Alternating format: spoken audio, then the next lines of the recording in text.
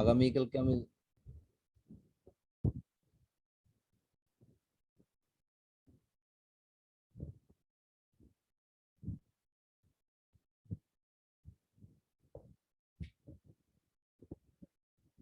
সবাইকে স্বাগত জানাই। আমাদের অলরেডি 10টা ক্লাস হয়েছে, আজকে 11তম লেকচার, এবং এই পর্যন্ত আমরা প্রথমে শুধুমাত্র অ্যাডভেকশন, ডিফিউশন, রিঅ্যাকশন, ইকুয়েশন এর অ্যানালিটিক্যাল সলিউশন, নিউমেরিক্যাল সলিউশন, এবং এর মাধ্যমে আমরা finite difference method, different first order, second order, explicit, implicit, upwinding, এই মেথড স্কিমগুলো আমরা কভার করেছি। তারপরে আমরা unsteady open channel flow modeling এর গভর্নিং ইকুয়েশন, তার সিম্পলিফাইড ইকুয়েশন, অ্যানালিটিক্যাল সলিউশন এবং নিউমেরিক্যাল সলিউশন, এই জিনিসগুলো আমরা কভার করেছি। তো আগামী 3টা লেকচারে আমি মূলত এই পর্যন্ত যেগুলো কভার করা হয়েছে আমরা তার বেসিসে আমরা different hydraulic modelling, morphological modelling, hydrological modelling, ground water modelling, এই মডেলিংগুলোর কিছু কেস স্টাডি আমরা দেখব, সো দ্যাট তোমাদের অ্যাটলিস্ট ইনিশিয়াল এই মডেলিংগুলো সম্পর্কে ইনিশিয়াল কিছু আইডিয়া তোমাদের জেনারেট করে। তখন আমরা hydrologic modelling, ground water modelling, কোন কেসে আমরা এগুলো অ্যাপ্লাই করব, এগুলোর গভর্নিং ইকুয়েশন কি, but numerical methods more or less similar. তো আজকে এখন আমি যেটা দেখাবো সেটা হচ্ছে আনস্টেডি ফ্লো মডেলিং। তোমরা আমার স্ক্রিন দেখতে পাচ্ছ? জি স্যার। সো আনস্টেডি মডেলিং এ আমরা গভর্নিং ইকুয়েশন কভার করলাম, যে কনজারভেশন অফ মাস এবং কনজারভেশন অফ মোমেন্টাম, এবং সেখানে die A by die T plus die Q by die X, এখান থেকে আমরা মূলত এরিয়া অথবা এইচ আমরা সলভ করি। সো আমরা দেখেছি যদি আমরা পার ইউনিট ওয়েট ডিসচার্জে চলে যাই তাহলে আমাদের ইকুয়েশনটা হয়ে যায় die H by die T plus die Q by die X equal to 0। তার মানে এখানে এরিয়া অথবা এইচ আমরা সলভ করি। মোমেন্টাম ইকুয়েশন আমরা দেখেছি যে die Q by die T, so আমরা ক্যাপিটাল কিউ অথবা স্মল কিউ অথবা অনেক সময় আমাদের ভেলোসিটি আমরা এখানে সলভ করি।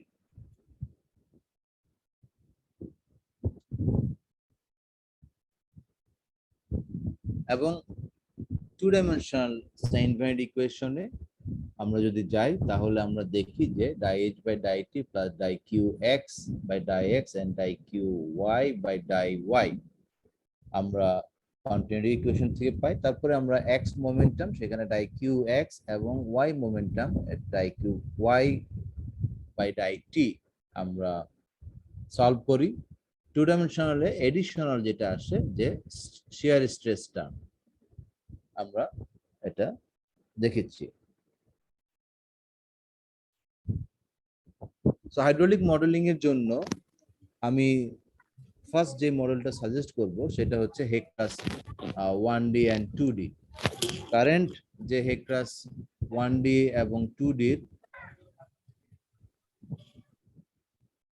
কারেন্ট যে হেক্টাস 1D এবং 2D যে ভার্সনটা আছে 6.0 মেবি, তোমরা ডাউনলোড করবা এবং এটার ইউজার ম্যানুয়াল এবং টেকনিক্যাল ম্যানুয়াল সব আছে। তো কি করতে পারে এর ক্যাপাসিটি, যে ক্যাপাবিলিটিস স্টেডি এবং আনস্টেডি বোথ 1D এবং 2D তোমার সলভ করতে পারে। মিক্সড ফ্লো, তোমার ট্রান্সক্রিটিক্যাল ফ্লো, তার মানে সাবক্রিটিক্যাল এবং সুপার ক্রিটিক্যাল ফ্লো দুটোই সলভ করতে পারে, এবং can model with different hydraulic structure, bridge, culvert, weir, reservoir, gate, levee, এগুলো সলভ করতে পারে। ওয়ান ডাইমেনশনাল মডেলে local scour, stable channel design, encroachment, flood mapping এগুলো সলভ করতে পারে। বাট এটা কিন্তু 1D 2D। লোকাল স্কার যদিও 3 ডাইমেনশনাল, বাট বেসিক্যালি এখানে লোকাল স্কাওয়ারের কিছু ফর্মুলা, সিএসইউ ইকুয়েশন, এফএইচইউ ইকুয়েশন, এই ইকুয়েশন গুলো ইউজ করে, ইম্পিরিক্যাল ইকুয়েশন ইউজ করে আসলে লোকাল স্কাওয়ার সলভ করে। সো অ্যাকচুয়ালি লোকাল স্কাওয়ার তারা এটা মডেল করছে না, লোকাল স্কাওয়ার জাস্ট ইম্পিরিক্যালি। আর লেটেস্ট ভার্সনে আনস্টেডি মরফোলজিক্যাল মডেলিং, তার মানে erosion, deposition, bank erosion, even cohesive sediment transport solve করতে পারে।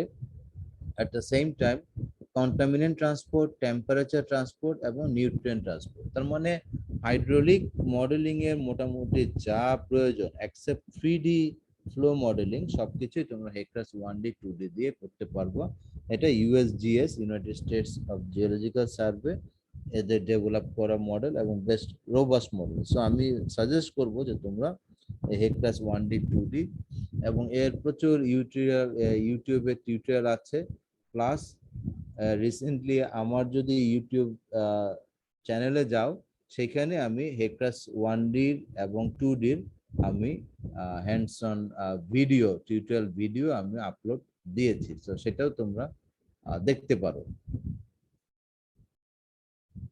যে কোনো হাইড্রোলিক মডেল, এটা শুধু যে জেনারেল স্টেপস ইন হেক্টার সেটা না, যে কোনো হাইড্রোলিক মডেলিং আমরা অলরেডি দেখেছি যে যদি আমরা একটা রিভারকে সিমুলেট করতে যাই, তাকে অনেকগুলো ডিসক্রিটাইজেশনে ভাগ করতে হয়, দেন তার যে চ্যানেল ক্রস সেকশন, সেই জিওমেট্রি ডাটা আমাকে দিতে হয়।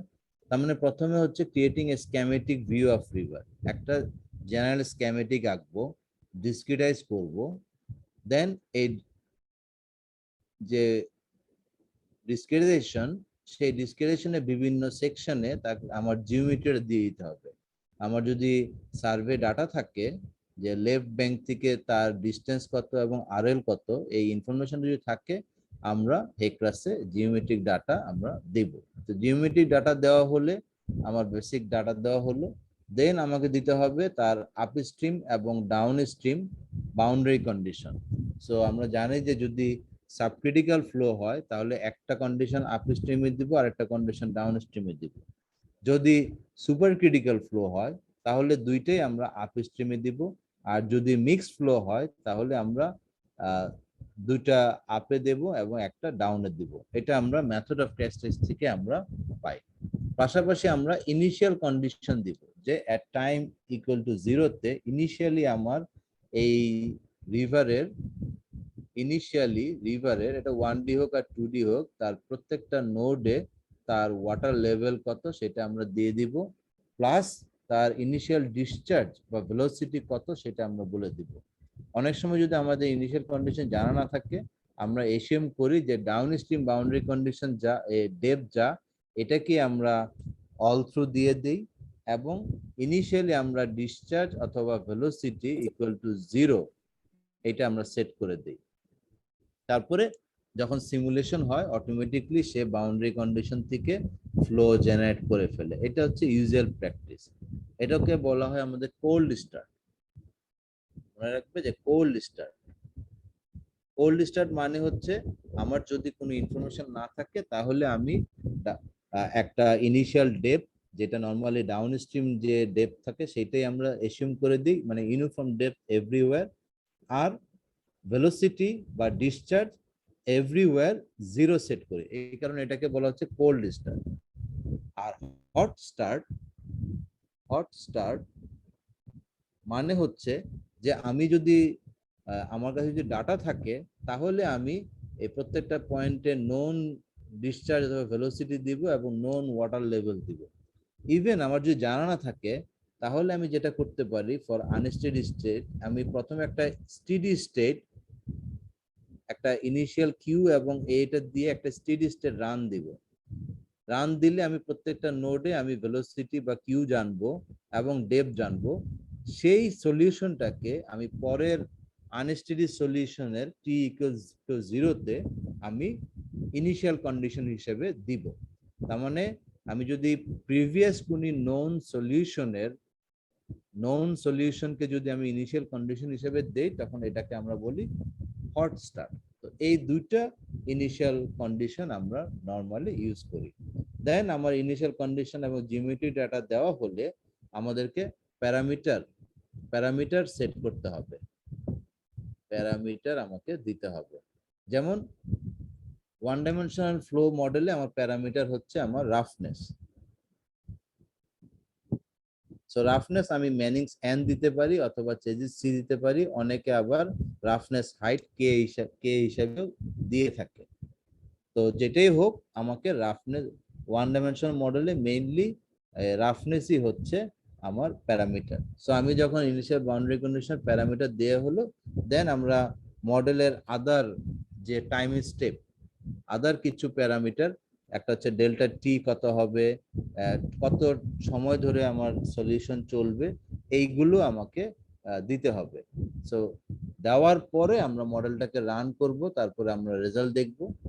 রেজাল্ট দেখার পরে পরে আমাদের কাজ হচ্ছে যে আমার যে রেজাল্টটা পেলাম সেটাকে ইন্টারপ্রেট করা, যে আমার রেজাল্টটা কি এখন রিয়েলি ফিজিক্যালি যা হওয়া উচিত সেটা হচ্ছে কিনা, ভেলোসিটি ম্যাগনিটিউড যা আসা উচিত সেটা আমরা পাচ্ছি কিনা, কম পাচ্ছি না বেশি পাচ্ছি। আর মোস্ট ইম্পর্টেন্ট হচ্ছে ক্যালিব্রেশন, যে আমি যে রেজাল্টটা পেলাম সেটাকে আমার ইন্টারমিডিয়েট কোনো একটা পয়েন্টের সাপেক্ষে, আমার যদি বিভিন্ন পয়েন্টে নোন ওয়াটার লেভেল থাকে, তাহলে আমার মডেল ওয়াটার লেভেল এবং সিমুলেটেড ওয়াটার লেভেল এবং অবজার্ভ ওয়াটার লেভেল আমি কম্পেয়ার করে দেখবো যে আমার স্টেডি স্টেট যে লংজিচুয়াল প্রোফাইল আসার কথা সেটা ঠিক আসতেছে কিনা। আর আমার যদি টাইম সিরিজ ডাটা থাকে, তার মানে আমার কোনো একটা পয়েন্টের যদি টাইম সিরিজ ডাটা থাকে, যে টাইম এবং ডিসচার্জ অথবা ওয়াটার লেভেল, আমার যদি এইটা হয়ে থাকে আমার অবজার্ভ, আর আমার যদি এটা হয়ে থাকে সিমুলেটেড, আমি অবজার্ভ এবং সিমুলেটেডকে আমি প্লট করব, করে আমরা দেখব যে মডেলটা কতটুক ক্যালিব্রেটেড বা কতটুক সে অ্যাকচুয়াল ডাটার সাথে ফিট করছে। বিভিন্ন স্ট্যাটিস্টিক্যাল এই ক্যালিব্রেশন চেক করার জন্য বিভিন্ন স্ট্যাটিস্টিক্যাল ক্যালকুলেশন আছে। আমরা কোরিলেশন আর স্কয়ার আমরা দেখতে পারি, নাশ শাফলিক কোএফিশিয়েন্ট এন্ড এফিশিয়েন্সি এনইসি আমরা ক্যালকুলেট করতে পারি, পি বায়াস আমরা ক্যালকুলেট করতে পারি, এবং সেগুলোর বিভিন্ন রেঞ্জ আছে, যে সেগুলো যদি স্যাটিসফ্যাক্টরি রেঞ্জে পড়ে, সেগুলো যদি গুড এর মধ্যে পড়ে, তাহলে আমরা সেটাকে অ্যাকসেপ্ট করি। এবং যদি ক্যালিব্রেশন না হয় তখন আমরা রাফনেস এবং প্যারামিটার গুলোকে আমরা চেঞ্জ করি। ক্যালিব্রেশন আমরা এক সেট অফ ডাটা দিয়ে করি, দেন ভ্যালিডেশন আমরা আরেক সেট অফ ডাটা দিয়ে আমরা করি। তো আমরা যদি একটা টাইম সিরিজ ডাটা দিয়ে ক্যালিব্রেশন করি, আমরা another time series of data দিয়ে আমরা ভ্যালিডেট করি। সো ক্যালিব্রেশন এবং ভ্যালিডেশন যদি ডান হয় সাকসেসফুলি, তখন আমরা বলতে পারি যে মডেলটা রেডি। তখন আমরা মডেলটাকে অন্যান্য বিভিন্ন সিনারিও, যে একটা স্ট্রাকচার দিলে কি হবে, বা আমার যদি ফ্লো ডাইভারশন করি তাহলে কি হবে, বা এখানে যদি আমার ক্লাইমেট চেঞ্জ এফেক্ট আসে তাহলে কি হবে, ল্যান্ড ইউজ চেঞ্জ এফেক্ট আসে তাহলে কি হবে, এই সিনারিও গুলো আমরা রান করি ওয়ান্স আমাদের মডেলটা সাকসেসফুলি ক্যালিব্রেটেড এবং ভ্যালিডেটেড। তো আমরা হেক্রাস দিয়ে আমরা কি কি করতে পারি, যে আমরা ব্রিজ স্ট্রাকচার করতে পারি, আমরা কালভার্ট মডেলিং করতে পারি, আমরা রিভার চ্যানেল নেটওয়ার্ক আমরা মডেল করতে পারি,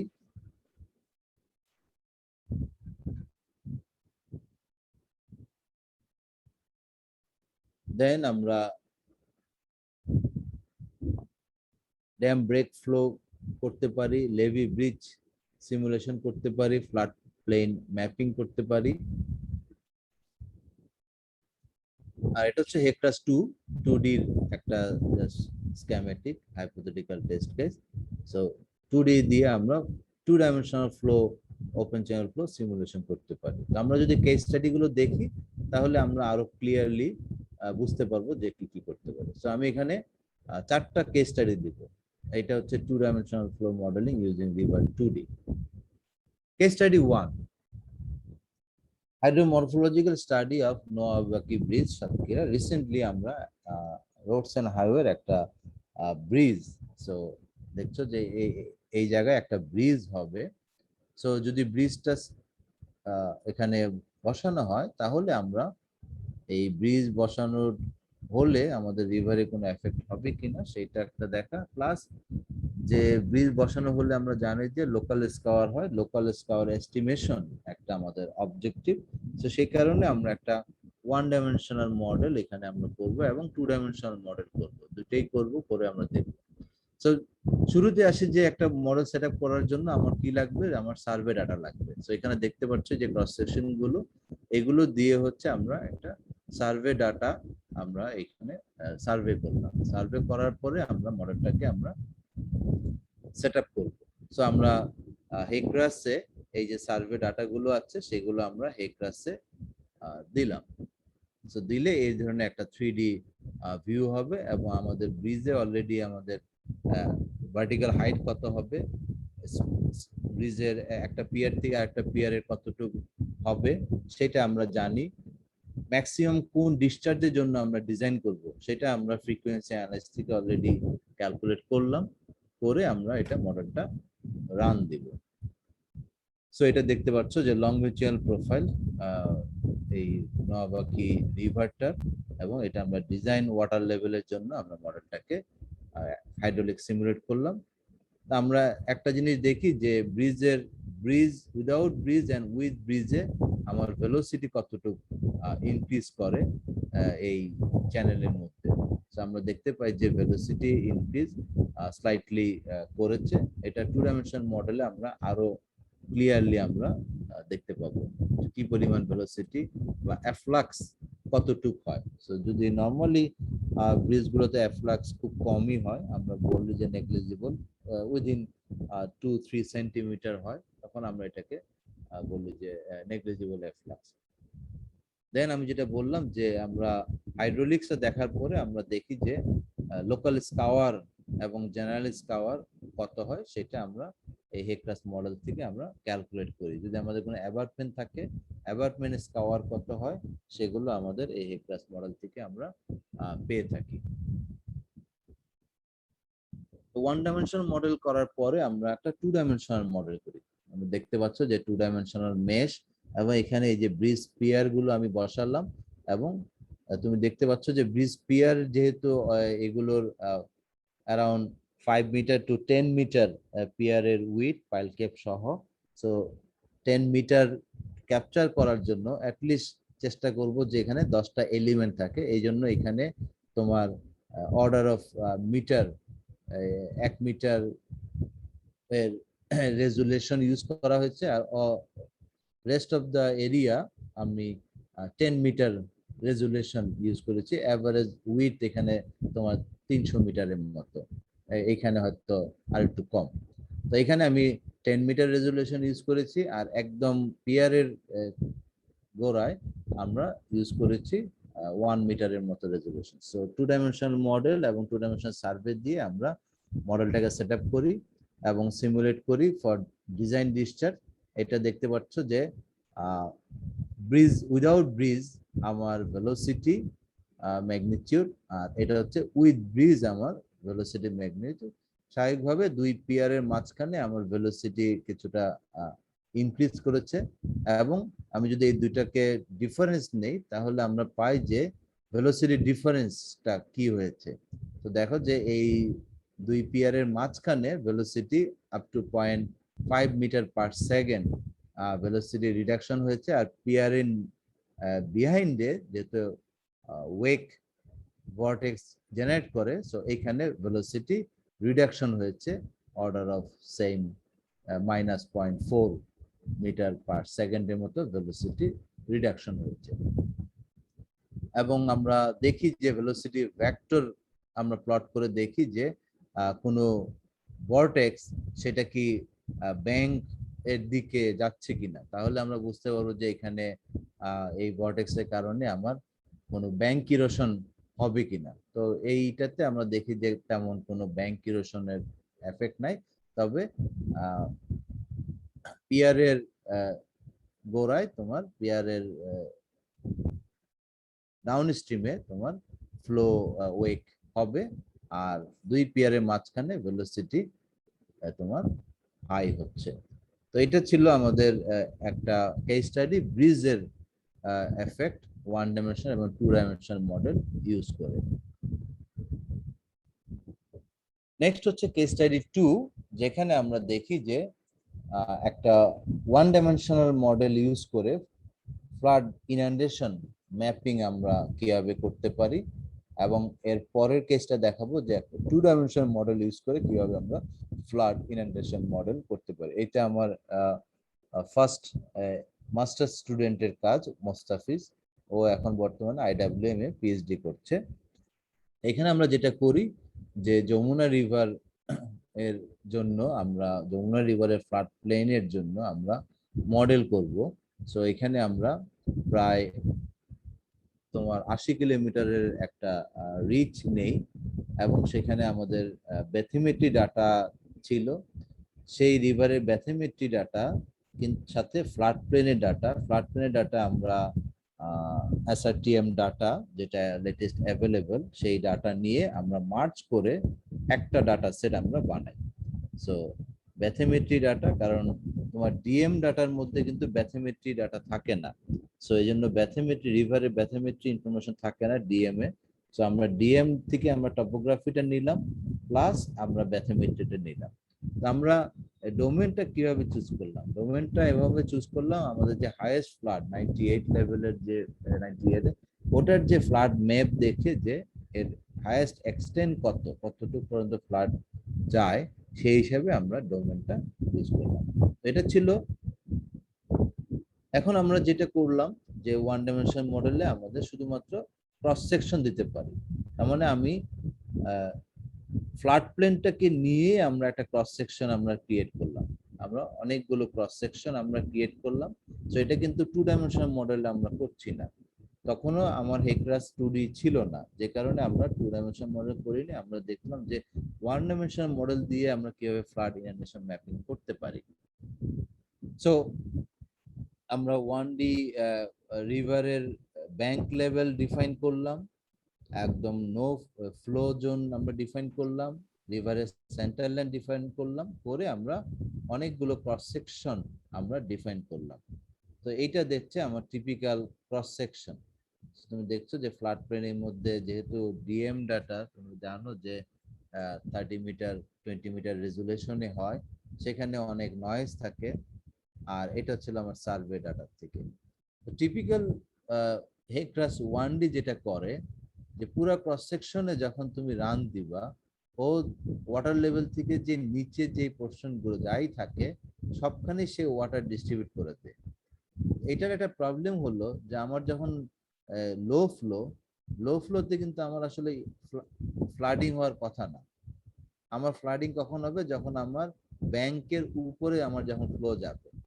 এটাকে আমার সলভ করার জন্য যেটা করতে, আমার যদি হাই ব্যাংকগুলোকে যদি আমরা লেভি হিসেবে ডিফাইন করে দেই, তাহলে দেখা যায় যে যতক্ষণ পর্যন্ত লেভির উপরে না যাবে ততক্ষণ পর্যন্ত আমার ফ্লো শুধুমাত্র এই চ্যানেলের মধ্যে থাকবে, এই ফ্ল্যাট প্লেনে কিন্তু যাচ্ছে না। সো এইভাবে আমরা লেভি হিসাবে ডিফাইন করে দিই প্রত্যেকটা ক্রস সেকশনের মধ্যে। দেন আমরা মডেলটা সেট আপ হয়ে গেলে আমরা মডেলের বাউন্ডারি কন্ডিশন আমরা দেই। আমরা মডেলটাকে দুইটা সিজনে আমরা মডেল করি, 2004 এবং 2005-এর জন্য। 2004টা আমরা ক্যালিব্রেশনের জন্য ইউজ করি, এটা হচ্ছে আপ স্ট্রিম ফ্লো, এটা হচ্ছে down stream water level. Similarly এটা হচ্ছে 2005-এর ফ্লো এবং ওয়াটার লেভেল। সো আমরা বাহাদুরিয়াবাদ ঘাটে যেহেতু আমাদের ডিসচার্জ স্টেশন আছে, আমরা ডিসচার্জ ডাটা নেই, এবং সিরাজগঞ্জে আমরা ওয়াটার লেভেল দেই। এবং ইন্টারমিডিয়েট দুইটা পয়েন্ট মাথুরাপাড়া এবং কাজীপুর, এই দুইটা পয়েন্টে আমাদের ওয়াটার লেভেল ডাটা ছিল বলে আমরা এই দুইটা ডাটাকে আমরা আমাদের ক্যালিব্রেশন ভ্যালিডেশনের জন্য আমরা ইউজ করি। তো এটা হচ্ছে বাউন্ডারি কন্ডিশন দিয়ে আমরা এই দুইটাতে, আর ক্যালিব্রেশন ভ্যালিডেশন করি আমরা এই দুইটা লোকেশনে। সো এটা হলো আমার স্টেডি স্টেট ক্যালিব্রেশন। বিভিন্ন ডিসচার্জে আমরা রান দিই এবং করেসপন্ডিং ওয়াটার লেভেলগুলো আমরা কম্পেয়ার করি, এবং দেখছো যে R² 0.98 এর মতো। এবং স্টেডি স্টেটের পাশাপাশি আমরা আনস্টেডি সিমুলেশনও দেখি ফর হাই ফ্লো, যেহেতু আমরা মূলত হাই ফ্লো পিরিয়ডটা রান করছি। সো আমরা ক্যালিব্রেশন, এবং এটা হচ্ছে কাজীপুরা এবং কাজীপুর, আর এটা হচ্ছে মাথুরপাড়া, এই দুইটা পয়েন্টে আমরা ক্যালিব্রেশন করি। এবং দেখছো যে কোরিলেশন আনস্টেডিতে অনেক কমে আসছে 0.8 এবং এনএসসি হচ্ছে 0.65, বাট স্টিল স্যাটিসফ্যাক্টরি রেঞ্জে আছে বিধায় আমরা এইটাকে বলতে পারি যে হ্যাঁ এটা আমরা ক্যালিব্রেটেড হলো। দেন আমরা ভ্যালিডেশন করি 2005 সালের ডাটা দিয়ে, এবং এটা আমাদের ভ্যালিডেশনের মডেল। যখন আমাদের ক্যালিব্রেশন এবং ভ্যালিডেশন সাকসেসফুলি হয়ে গেল, তখন আমরা ডিফারেন্ট রিটার্ন পিরিয়ডের ফ্লাডের জন্য আমরা মডেলটাকে রান দিই। সো আমরা 2 ইয়ার রিটার্ন পিরিয়ড, 5 ইয়ার রিটার্ন পিরিয়ড, 25, 50, 100 ইয়ার রিটার্ন পিরিয়ডের জন্য রান দিই এবং ফ্লাড ম্যাপ তৈরি করি, এবং বিভিন্ন রিটার্ন পিরিয়ডের জন্য ফ্লাড এক্সটেন্ড কত সেগুলো pixel by pixel area count করে আমরা, সেগুলো হচ্ছে 50 ইয়ার, 100 ইয়ার, আমরা দেখিয়ে যে ইনান্ডেশন পার্সেন্টেজ কত এবং রিটার্ন পিরিয়ডের সাথে এই ফ্লাড এরিয়া কিভাবে ইনক্রিজ করছে।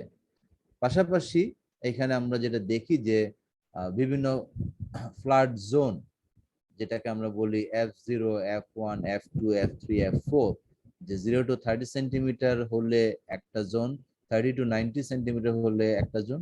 সো এই ইনান্ডেশন এরিয়ার মধ্যেও আমার ডিফারেন্ট জোন ওয়াইজ কোন কোন জোনে আমার কোন কোন এরিয়াতে আমার কোন কোন ফ্লাড জোনের মধ্যে পড়ে সেটাও আমরা এখানে বের করি, এবং সেটার রিটার্ন পিরিয়ডের সাথে আবার কিভাবে জোনিং গুলো চেঞ্জ হয় সেটাও এই স্টাডিতে দেখা হয়। সো এটা হলো আমাদের ওয়ান ডাইমেনশনাল মডেল থেকে ফ্লাড ম্যাপিং হেক্রাস ইউজ করে একটা এক্সাম্পল বা কেস স্টাডি।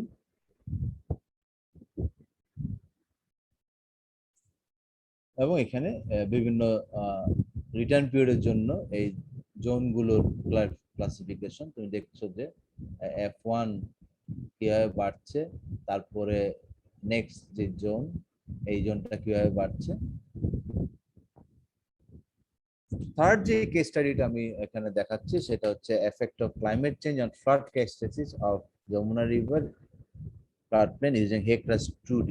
এটা আমার একটা আন্ডার গ্রাজুয়েট স্টুডেন্টের কাজ, ওর নাম হচ্ছে সুমাইয়া। ও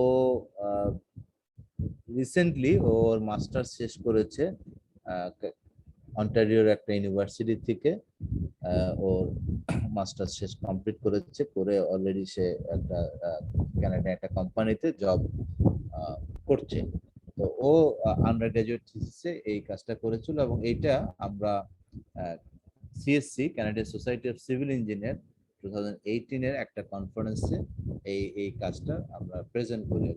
তখন করোনার আগের সময় এটা ফিজিক্যালি কনফারেন্স ছিল, ওখানে যে এই কাজটা আমরা প্রেজেন্ট করি।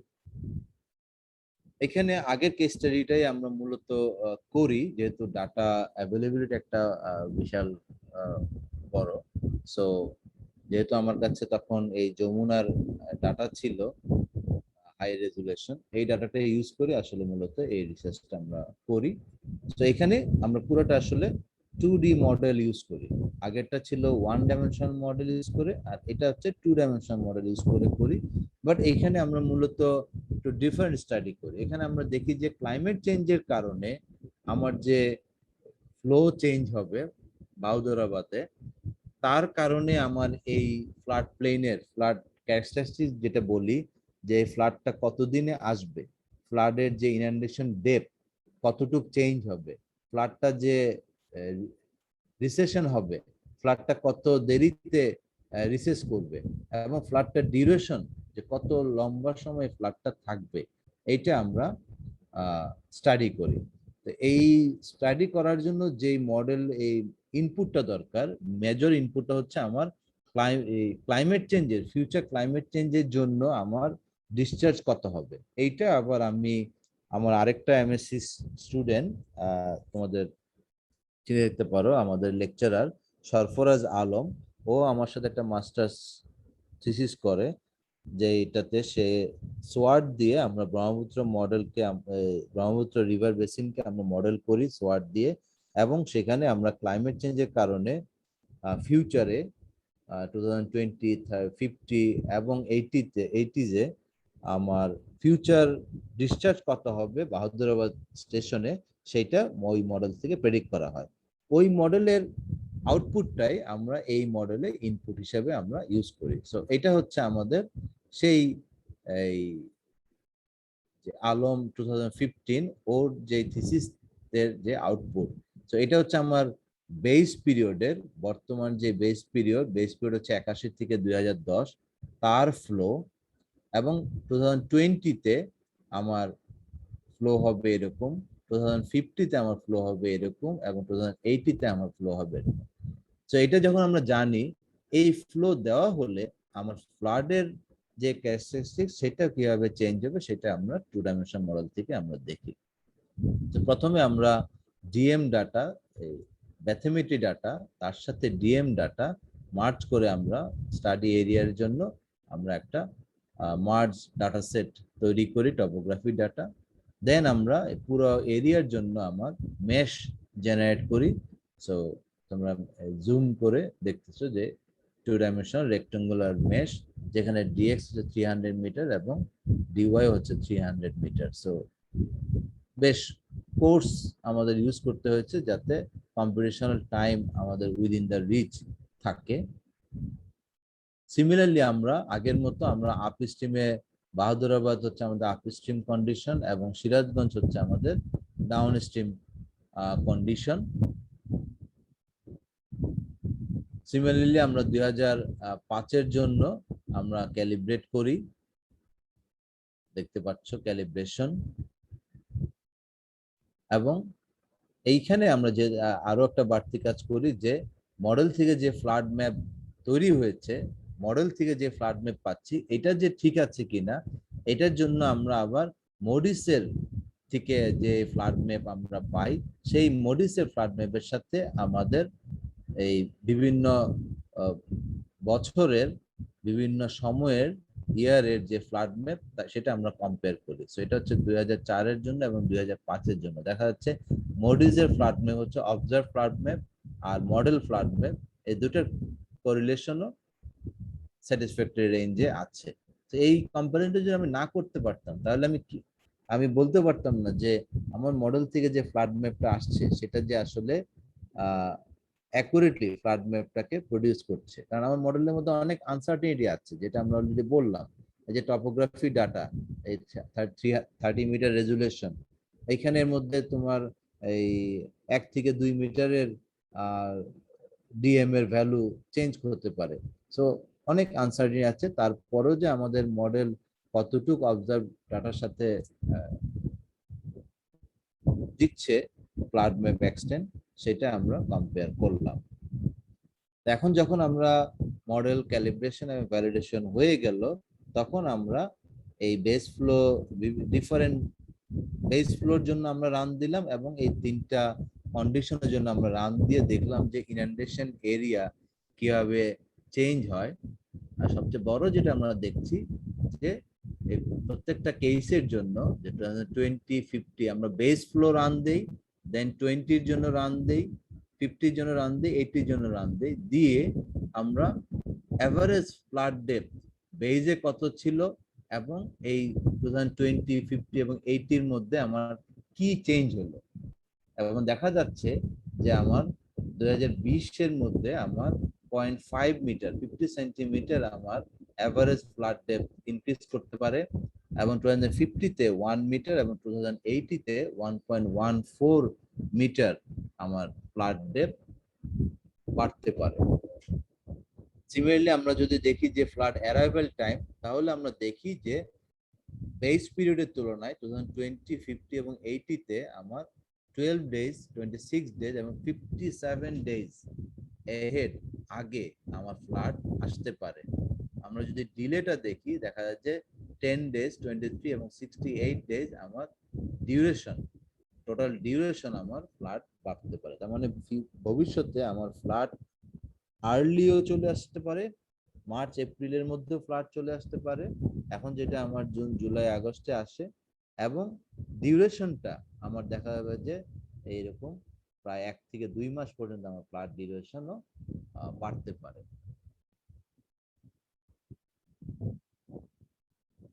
সো এই 3টা আমি দেখালাম যে মূলত ফ্লাড ম্যাপিং টু হাইড্রোলিক্স যেখানে আমরা মূলত 1 ডাইমেনশন এবং 2 ডাইমেনশন মডেল ইউজ করে আমরা ফ্লো হাইড্রোলিক্সটা সলভ করি। এছাড়া আমরা নেক্সট যেটা দেখলাম যে অ্যাডভেকশন ডিফিউশন ইকুয়েশন, যে অ্যাডভেকশন ডিফিউশন ইকুয়েশন আমরা কি দেখলাম, যে die C by die T plus die U C by di x equal to d di square c by di x square minus rc. So এখানে advection, এই যে C, যে contaminant transport আমরা simulate করতে পারি এই অ্যাডভেকশন ডিফিউশন রিঅ্যাকশন ইকুয়েশন দিয়ে। এবং এই কন্টামিনেন্ট ট্রান্সপোর্ট, এটা হচ্ছে যে কোনো ট্রান্সপোর্ট ইকুয়েশন সলভ করার জন্য। এই ট্রান্সপোর্ট ইকুয়েশন আমরা কন্টামিনেন্টের জন্য ইউজ করতে পারি, সেডিমেন্টের যে মডেল, সেডিমেন্ট যে ট্রান্সপোর্ট হয় সেটাও আমরা এই same advection diffusion reaction equation দিয়ে করতে পারি। পাশাপাশি আমার যে বিভিন্ন নিউট্রিয়েন্ট গুলো আছে, যে নাইট্রেট, ফসফরাস, তারপরে ডিজলভ অক্সিজেন, তারপরে বিওডি, সিওডি, এগুলোকেও আমরা সিমুলেট করতে পারি এই সেম কন্টামিনেন্ট ট্রান্সপোর্ট ইকুয়েশন দিয়ে বা অ্যাডভেকশন ডিফিউশন রিঅ্যাকশন ইকুয়েশন দিয়ে। এবং হেক্রাসে এইটা আছে। 1 ডাইমেনশন মডেল যদি ইউজ করতে চাই তাহলে আমরা হেক্রাস ইউজ করতে পারি, বা 2 ডাইমেনশনাল যদি করতে চাই তাহলে আমাদেরকে অন্য একটা মডেল ইউজ করতে হবে। যেমন RMA 4 একটা মডেল আছে, আরেকটা আছে ওয়াসপ একটা মডেল আছে, আর একটা আছে মনে হয় সি কোয়াল, হ্যাঁ, মডেল আছে। এই মডেলগুলো দিয়ে আমরা কন্টামিনেন্ট ট্রান্সপোর্ট সিমুলেট করতে পারি। তো প্রথমে আমি 1 ডাইমেনশনাল মডেলের একটা এক্সাম্পল দেখাই, যে হেক্রাস 1D তে আমরা যেটা অলরেডি করেছি, যে যদি কোনো ডিকে না হয় তাহলে কিভাবে একটা কনস্ট্যান্ট ডিসচার্জ যদি আসে কিভাবে সে ট্রাভেল করবে আস্তে আস্তে যদি কোনো ডিকে না হয়। আর যদি ডিকে হয় তাহলে আমরা দেখছি যে পিকটা আস্তে আস্তে কমতে থাকবে। এটা কিন্তু হেক্রাস 1D মডেল দিয়ে আমরা সিমুলেট করেছি। সিমিলারলি আমরা দেখেছি যদি একটা ট্রায়াঙ্গুলার ইনিশিয়াল ডিস্ট্রিবিউশন থাকে সেটা যদি আস্তে আস্তে ট্রাভেল করে উইদাউট ডিকে, তাহলে আমরা দেখেছি যে এটা হেক্রাস এভাবে সিমুলেট করে। যদি ডিকে হয়, আমরা যে ডিফিউশন যদি দেখি, যে ডিফিউশন যদি আস্তে আস্তে অ্যাড করা হয় তাহলে কি হবে, এটা শেপ ডিফিউশন বাড়লে দেখা যাচ্ছে ডিফিউশন বাড়লে পিকটাও কমতে থাকবে এবং স্প্রেডিংটাও বাড়তে থাকবে। এগুলো আমরা অ্যানালিটিক্যাল সলিউশনে দেখেছি। তো এটা আমরা হেক্রাস দিয়ে মডেল করতে পারি। এখন আমি একটা এক্সাম্পল দেখাবো যে 2 ডাইমেনশনাল কেসে যদি আমরা সিমিলার অ্যাডভেকশন ডিফিউশন যদি আমরা সিমুলেট করি, তো আমরা যদি 2 ডাইমেনশনাল মডেলে যাই অ্যাডভেকশন ডিফিউশনের জন্য, তখন আমার যেটা অ্যাড হবে ডাই সি বা ডাই টি, তার সাথে ডাই এক্স এবং ডাই ওয়াই, ইউ এবং ভি কম্পোনেন্ট আসবে। এই ইউ ভি কোত্থেকে আসবে, আগের যে মডেলের, এটা আসবে যে কোনো একটা হাইড্রোলিক মডেল থেকে। হাইড্রোলিক সিমুলেশন থেকে এই ইউ এবং ভি আসবে, তার উপর বেস করে আমরা সলভ করব। সো এটা হচ্ছে যদি এক্স ওয়াই প্লেন, যদি রিভারটা যদি এরকম থাকে, আমরা যদি এক্স এবং ওয়াই এর যদি কন্টামিনেট ডিস্ট্রিবিউশন আমরা দেখতে চাই তাহলে আমরা ইউজ করব এইটা। আর আমরা যদি কোনো ভার্টিক্যাল প্লেন, যে আমার একটা চ্যানেল আছে, এটা হচ্ছে এক্স আর এটা হচ্ছে জেড ডিরেকশন বা ভার্টিক্যাল ডিরেকশন, আমরা যদি এই ভার্টিক্যাল ওয়াইজ মিক্সিং কিরকম হবে, আমরা যদি ধরি যে হরিজন ল্যাটারালি ইউনিফর্ম, তাহলে আমরা এই x Z 2D model use করব। আর আমরা যদি পুরো প্রসেসটা এক্স ওয়াই এন্ড জেড, তখন আমাদেরকে 3D মডেল ইউজ করতে হবে। তো এখানে আমি একটা এক্সাম্পল দেখাবো, যেটা আমি আমার পিএইচডি থিসিসের সময় আমাদের টার্ম প্রজেক্ট, তোমাদের যেরকম টার্ম প্রজেক্ট দিয়েছি ওরকম একটা টার্ম প্রজেক্ট ছিল আমার একটা ফ্লুইড মেকানিক্স কোর্সে, এনভায়রনমেন্টাল ফ্লুইড মেকানিক্স, সেই কোর্সের একটা টার্ম প্রজেক্ট হিসাবে আমি এই কাজটা তখন করি। সো এখানে যেটা করি আমি, সেটা হচ্ছে যে নর্থ সাসকাচুয়ান রিভার, আমি যে আলবার্টা শহরে পিএইচডি করেছি, সেই ইউনিভার্সিটি আলবার্টার পাশে, আলবার্টার মধ্যে একটা রিভার ছিল নর্থ সাসকাচুয়ান রিভার। এই সাসকাচুয়ান রিভারের আমরা ট্রান্সভার্স মিক্সিং কোএফিশিয়েন্ট কত সেটা আমি সিমুলেট করি। সো এটা হচ্ছে আলবার্টা শহর, এটার নর্থ এবং সাউথ, এবং এর মাঝখান দিয়ে আমার এই সাসকেচুয়ান রিভারটা আমার যায়। তো এখানে যেটা হয় আসলে, এখানে একটা লোকেশনে লোকেশনে আমার, যেহেতু কানাডা হচ্ছে উইন্টার প্রোন একটা কান্ট্রি, তো কানাডার যখন উইন্টার আসে তখন প্রত্যেকটা রুমগুলোতে, আমাদের এখন যেমন রুমগুলোতে এসি লাগে, ওদের হচ্ছে রুমগুলোতে হিটিং লাগে।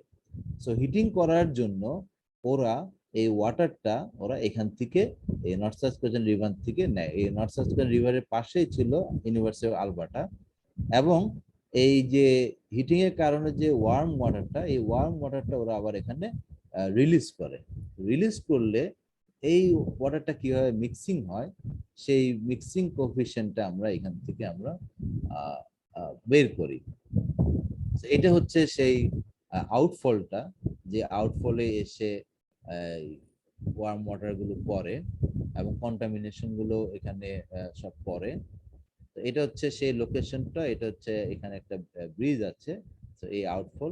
আমরা এই আউটফলে আহ, আমি এইভাবে আউটফলটাকে ডিজাইন করি, এবং অ্যাকচুয়ালি আউটফলটা আছে, আমি স্ক্যামেটাইজ করি, করে এখানে আমরা দেখাচ্ছি যে হাই রেজুলেশন ইউজ করি। তো এখানে আমি হাই রেজুলেশন ইউজ করি, পিআর এ হাই রেজুলেশন করি, আর rest more or less. So minimum spacing হচ্ছে 25 সেন্টিমিটার, এবং অ্যাভারেজ স্পেসিং বা ম্যাক্সিমাম স্পেসিং হচ্ছে 6.5 মিটার।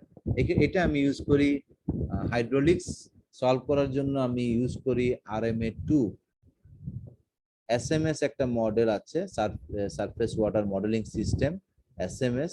তার দুইটা মডেল তখন ছিল, একটা হচ্ছে RMA2 হাইড্রোলিক্স এর জন্য, আর RMA4 ছিল হচ্ছে এই কন্টামিনেন্ট ট্রান্সপোর্ট মডেলিং এর জন্য।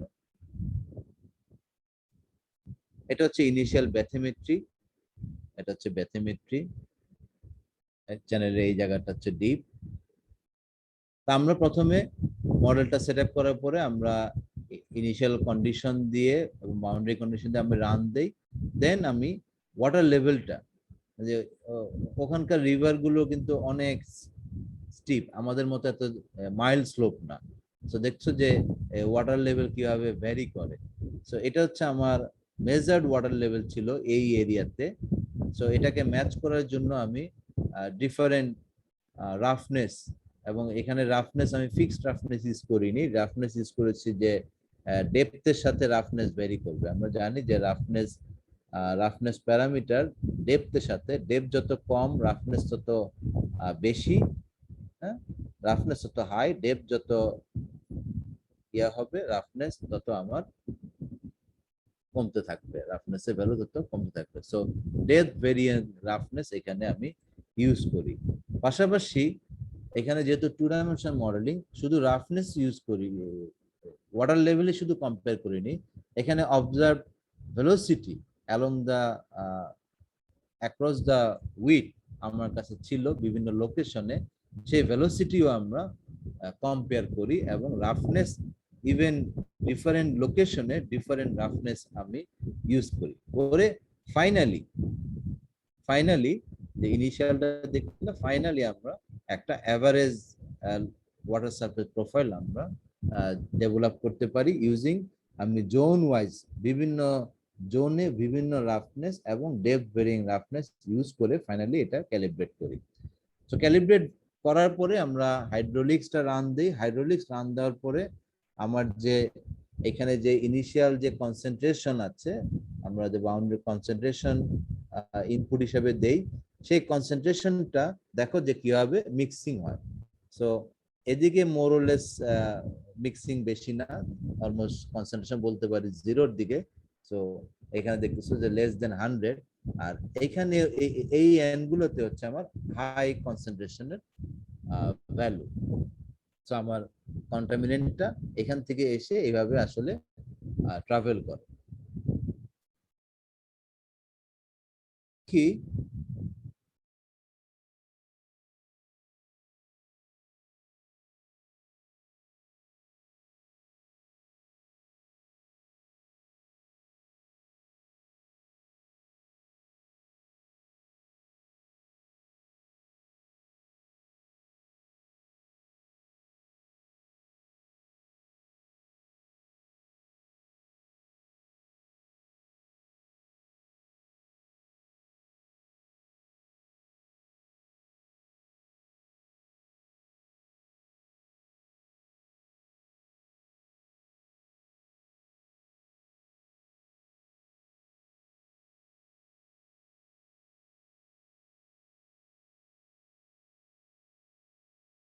কতটুকু দেখছিল? হ্যালো হ্যালো, জি স্যার, শুনতে পাচ্ছি স্যার। কতটুকু কতটুকু কোন জায়গায় পর্যন্ত দেখছিল? স্যার ওই যে আগের স্লাইডটা। এটা না স্যার, ওই যে এটা কালার। জি স্যার, এই যে ওকে। সো আমরা কন্টামিনেট ট্রান্সপোর্ট যদি মডেল রান করি তাহলে আমরা দেখতে পাই যে এই ইনিশিয়ালি মিক্সিং হয়ে জিনিসটা আস্তে আস্তে এই কন্টামিনেন্ট গুলো এইভাবে ট্রাভার্স করে। তো আমরা যদি বিভিন্ন পয়েন্টে বিভিন্ন লোকেশনে আমরা যদি ক্রস সেকশন নেই তাহলে আমরা দেখি যে এই যে কন্টামিনেট ট্রান্সপোর্ট গুলো এটা হচ্ছে computed computed transport. So contaminate ট্রান্সপোর্টও কিন্তু আমাকে ভ্যালিডেট করতে হবে বা ক্যালিব্রেট করতে হবে। আমরা দেখছি যে অনেক জায়গায় এটা অবজার্ভের সাথে মিলছে আবার অনেক জায়গায় মিলছে না। সো তার মানে হচ্ছে এই যে মিক্সিং কোফিশিয়েন্ট, ডিফিউশন কোফিশিয়েন্ট, এটা যদি আমরা প্রপারলি ক্যালিব্রেট না করি তাহলে এটা হবে না। তখন আমি এই মিক্সিং কোফিশিয়েন্ট, এই যে ডিফারেন্ট জোনে ডিফারেন্ট মিক্সিং কোফিশিয়েন্ট আমরা প্রোভাইড করি, মানে এটাই আমার অবজেক্টিভ ছিল যে মিক্সিং কোফিশিয়েন্ট কত। দেখা যাচ্ছে যে এই মিক্সিং কোফিশিয়েন্ট ভ্যারি করে করে কোন মিক্সিং কোফিশিয়েন্টের জন্য আমার অবজার্ভের সাথে মেজার্ড কাছাকাছি আসে সেটা আমি করি, করে ফাইনালি আমরা পাই যে এই ডিফারেন্ট জোন ওয়াইজ এই মিক্সিং কোফিশিয়েন্ট গুলো হতে পারে বা হওয়া উচিত। যেটা অবজার্ভ ইভেন মিক্সিং কোফিশিয়েন্ট আরেকটা পিএইচডি ওয়ার্ক ছিল যেখানে এক্সপেরিমেন্ট থেকে মিক্সিং কোফিশিয়েন্ট বের করে তো মডেলের সাথে ওই mixing coefficient more or less similar. এখানে একটা ইন্টারেস্টিং জিনিস দেখাবো, সেটা হচ্ছে দেখবা যে যত আমি আমার যে আউটফল থেকে আমি যত দূরে যাচ্ছি, দূরে গেলে আমার অবজার্ভ এবং মেজার্ড মোর অর লেস কাছাকাছি হয়, মিলে। যত আমি কাছাকাছি, যেমন এইটা দেখো যে কাছাকাছি, এখানে কম্পিউটার পাচ্ছি আমি এইটা কিন্তু মেজার পাচ্ছি এইটা। তো শেপ হয়তো কাছাকাছি মিলছে কিন্তু একলে আমার এই জিনিসটা কিন্তু মিলছে না। কারণ কি? কারণ কম্পিটিশনটা আমার আসলে 2 ডাইমেনশনাল মডেল করছি, বাট অ্যাকচুয়াল প্রসেস ওখানে কি 3 ডাইমেনশনাল। 3D মিক্সিং আরো ভেরি হাই মিক্সিং হওয়াতে মেজার্ড ভ্যালু পাচ্ছি কম কিন্তু কম্পিউটার পাচ্ছি আমি বেশি। আমি আউটফুল থেকে যত আমি দূরে যাচ্ছি তত আমি যে এই আমার অবজার্ভ এবং কম্পিউটারটা আমি কাছাকাছি পাচ্ছি। সো এই হলো আমাদের চারটা এক্সাম্পল। চারটা এক্সাম্পলে আমি দেখানোর চেষ্টা করলাম যে 1 ডাইমেনশনাল এবং 2 ডাইমেনশনাল ফ্লো হাইড্রোলিক্স এবং কন্টামিনেন্ট ট্রান্সপোর্ট বা অ্যাডভেকশন ডিফিউশন প্রসেস আমরা কিভাবে সিমুলেট করতে পারি। ঠিক আছে,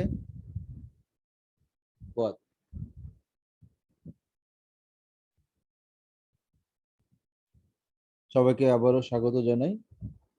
সো আমরা গত লেকচারে দেখলাম যে 1D এবং 2D flow hydraulics, unsteady flow এবং স্টেডি ফ্লো আমরা কিভাবে হেক্রাস 1D বা হেক্রাস 2D অথবা RMA2 অথবা RMA4 দিয়ে আমরা সিমুলেট করতে পারি।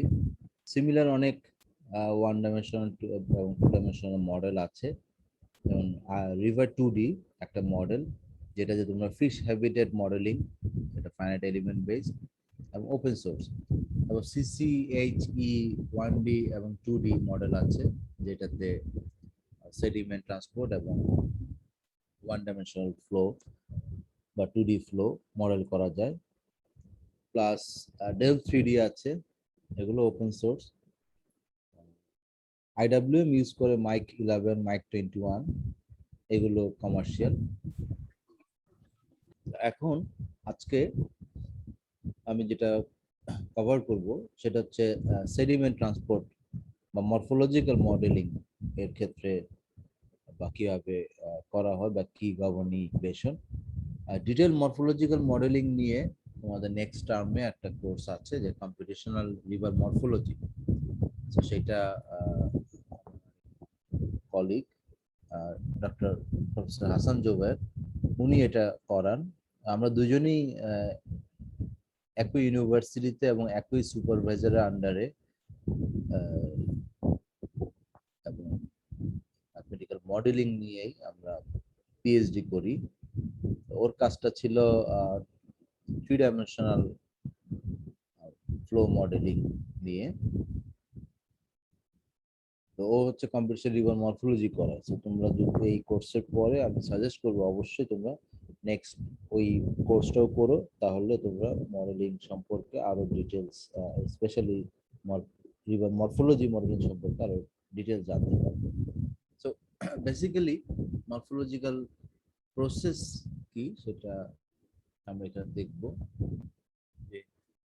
মরফোলজিতে মূলত সেডিমেন্ট ট্রান্সপোর্ট 3 ভাবে হয়। একটা হচ্ছে বেড লোড হিসাবে, একটা হচ্ছে সাসপেন্ডেড হিসাবে, আর একটা হচ্ছে ওয়াশ লোড হিসাবে। বেড লোড এবং সাসপেন্ডেড যেটা, এই দুটো হচ্ছে মূলত সেডিমেন্ট ট্রান্সপোর্টে কন্ট্রিবিউট করে। ওয়াশ লোড নরমালি এটা টপেই থাকে এবং এটা সেডিমেন্ট বা বেড লেভেল চেঞ্জে এটা কন্ট্রিবিউট করে না। সেডিমেন্ট ট্রান্সপোর্টে আমরা মূলত যেটা সিমুলেট করি সেটা হচ্ছে বেড লেভেল কিভাবে টাইমের রেসপেক্টে with respect to time change হয়, এবং বেড লেভেল যখন চেঞ্জ হয় তার মানে হচ্ছে এটাকে আমরা বলি বেড ফর্ম। বেডের ডিফারেন্ট শেপ বা ফর্ম তৈরি করে। সো একটা এক্সাম্পল ডিউন এবং অ্যান্টি ডিউন বেড ফর্ম, এবং ডিফারেন্ট বেড ফর্ম এরকম যে প্রথমে anti Dune shape ripple shape হয়, রিপল থেকে ডিউন শেপ, ডিউন থেকে অ্যান্টি ডিউন, তারপরে অ্যান্টি ডিউনটা সেটা ওয়াশড আউট হয়ে আবার একটা ডিউন ওয়াশড আউট হয়ে প্লেন বেড হয়, প্লেন বেড থেকে এটা অ্যান্টি ডিউন এবং anti Dune with break wave এবং চুট অ্যান্ড পুল ফর্ম করে। এগুলো তোমরা ডিটেল যে কোনো রিভার মরফোলজির বইয়ে পাবা। আমি আর সেটার মধ্যে যাব না, আমি জাস্ট বেসিক কিছু আইডিয়া দিব। সেডিমেন্ট ট্রান্সপোর্ট মডেলিং ক্ষেত্রে আমাদের যেই নলেজগুলো দরকার, সেডিমেন্ট প্রপার্টিজ এবং ইনসিপিয়েন্ট মোশন আমাদের জানা দরকার। ইনসিপিয়েন্ট মোশন মানে হচ্ছে যে কোন শিয়ার স্ট্রেসে আমার একটা সেডিমেন্ট পার্টিকেল মুভ করা শুরু করবে, একটা বা group of sediment particle move করা শুরু করবে, সেটা আমরা ক্যালকুলেট করতে পারি। যে একটা গ্রুপ অফ সয়েল বা সেডিমেন্ট যে একসাথে আসে সেটা তার যে ইন্টারনাল স্ট্রেংথ, সেই স্ট্রেংথ দিয়ে সেটা রেজিস্ট করে। তার উপর যে যখন ফ্লো ভেলোসিটি, ফ্লো যখন মুভ করে তখন আমার এখানে শিয়ার স্ট্রেস জেনারেট করে, এবং সেই শিয়ার স্ট্রেস যদি সেই সয়েল পার্টিকেল স্ট্রেংথের থেকে বেশি হয় এবং সেই ক্রিটিক্যাল শিয়ার স্ট্রেসে সেডিমেন্টগুলো মুভ করা শুরু করে। আমরা সেই সেডিমেন্টের উপরে যে ফোর্সগুলো কাজ করে এবং তার যে ওয়েট যেটা রেজিস্ট করে, এই দুটাকে যদি ব্যালেন্স করি আমরা এইভাবে আমরা একটা ক্রিটিক্যাল, এটাকে আমরা বলি যে মিনিমাম শিয়ার স্ট্রেসে প্রত্যেকটা সেডিমেন্টের তার কোন ক্রিটিক্যাল ভেলোসিটিতে বা শিয়ার স্ট্রেসে সে সেডিমেন্টটা মুভ করে, এটাকে আমরা ক্রিটিক্যাল ভেলোসিটি বা ইনসিপিয়েন্ট মোশন আমরা বের করি। এবং এটার যেই কার্ভটা এটাকে আমরা বলি শিলস ডায়াগ্রাম। তো শিলস ডায়াগ্রামে আমরা পাই যে critical shear stress for a given D sediment ডায়ামিটারের জন্য টিপিক্যালি এই ধরনের শেপ হয়, এবং মিনিমাম ক্রিটিক্যাল শিয়ার স্ট্রেস আমরা পাই যে 0.03 and 5 এর কাছাকাছি। So bed load transport, sediment আমরা যে পরবর্তী আমি দেখাবো যে সেডিমেন্ট ট্রান্সপোর্টের যে কনজারভেশন অফ মাস, সেখান থেকে যে আমরা গভর্নিং ইকুয়েশন পাবো, তার একটা মেইন ইম্পর্টেন্ট প্যারামিটার হচ্ছে যে আমার কি পরিমাণ সেডিমেন্ট লোড এখানে আসবে এবং যাবে। সেডিমেন্ট ট্রান্সপোর্ট লোড মূলত 3 ভাবে আমি বললাম, যে একটা বেড লোড, একটা সাসপেন্ডেড লোড এই দুইটা মিলে কি আমরা বলি টোটাল লোড। বেড লোড কোনগুলো? যেগুলো হচ্ছে যেটা আমার রিভার বেডের সাথে মূলত রোলিং করে বা সল্টেশন করে বা একটু হপ অ্যান্ড সল্টেশন একটু জাম্প করে আবার বেড লোডেই থাকবে। সো এটা রিয়েলি ওয়াটারের সাথে মিক্স হবে না। সো এই টার্মটাকে আমরা বেড লোড বলি। সো মূলত রোলিং, স্লাইডিং এবং সল্টেশনের মাধ্যমে বেড লোডটা মুভ করে। সো বেড লোড এস্টিমেট করার জন্য আমরা different formula, empirical, laboratory test base বিভিন্ন ফর্মুলা আমরা ইউজ করি। এখানেও বিভিন্ন কনসেপ্ট কাজ করে। যে একটা হচ্ছে এক্সেস শিয়ার স্ট্রেস, যে আমার যে শিয়ার স্ট্রেসটা আমার ক্রিটিক্যাল শিয়ার স্ট্রেস তার থেকে কত বেশি শিয়ার স্ট্রেস অ্যাভেলেবেল, যত বেশি শিয়ার স্ট্রেস তত বেশি আমার সেডিমেন্ট ট্রান্সপোর্ট মুভমেন্ট হবে। এটা হচ্ছে একদম খুব সিম্পল বেসিক। আরেকটা হচ্ছে যে আমার শুধু শিয়ার স্ট্রেসের কারণে তো সেডিমেন্ট মুভ করে না, সেডিমেন্ট মুভ করার জন্য আরো আদার প্যারামিটার বা ফ্যাক্টরস কাজ করে। তার একটা বড় ফ্যাক্টর হচ্ছে আমার ফর্ম ভেলোসিটি বা আমার যে টার্বুলেন্সটা জেনারেট হয়। সো সেই টার্বুলেন্সটাকে যদি নিয়ে প্লাস শিয়ার স্ট্রেস নিয়ে যদি আমরা কোনো ইকুয়েশন গভর্ন বা ফর্ম করতে পারি, সেটা মোর বেটার আমার অ্যাকুরেট সেডিমেন্ট ট্রান্সপোর্ট প্রেডিক্ট করতে পারবে। আমি আর ডিটেল ডায়াগোজ ইকুয়েশন বা ডিফারেন্ট টাইপস অফ ইকুয়েশন এ যাচ্ছি না। তো মোট কথা হচ্ছে আমাদের বেড লোড ট্রান্সপোর্ট ইকুয়েশন আছে, আর একটা হচ্ছে সাসপেন্ডেড লোড ট্রান্সপোর্ট ইকুয়েশন আছে। So there are different suspended load equation আছে।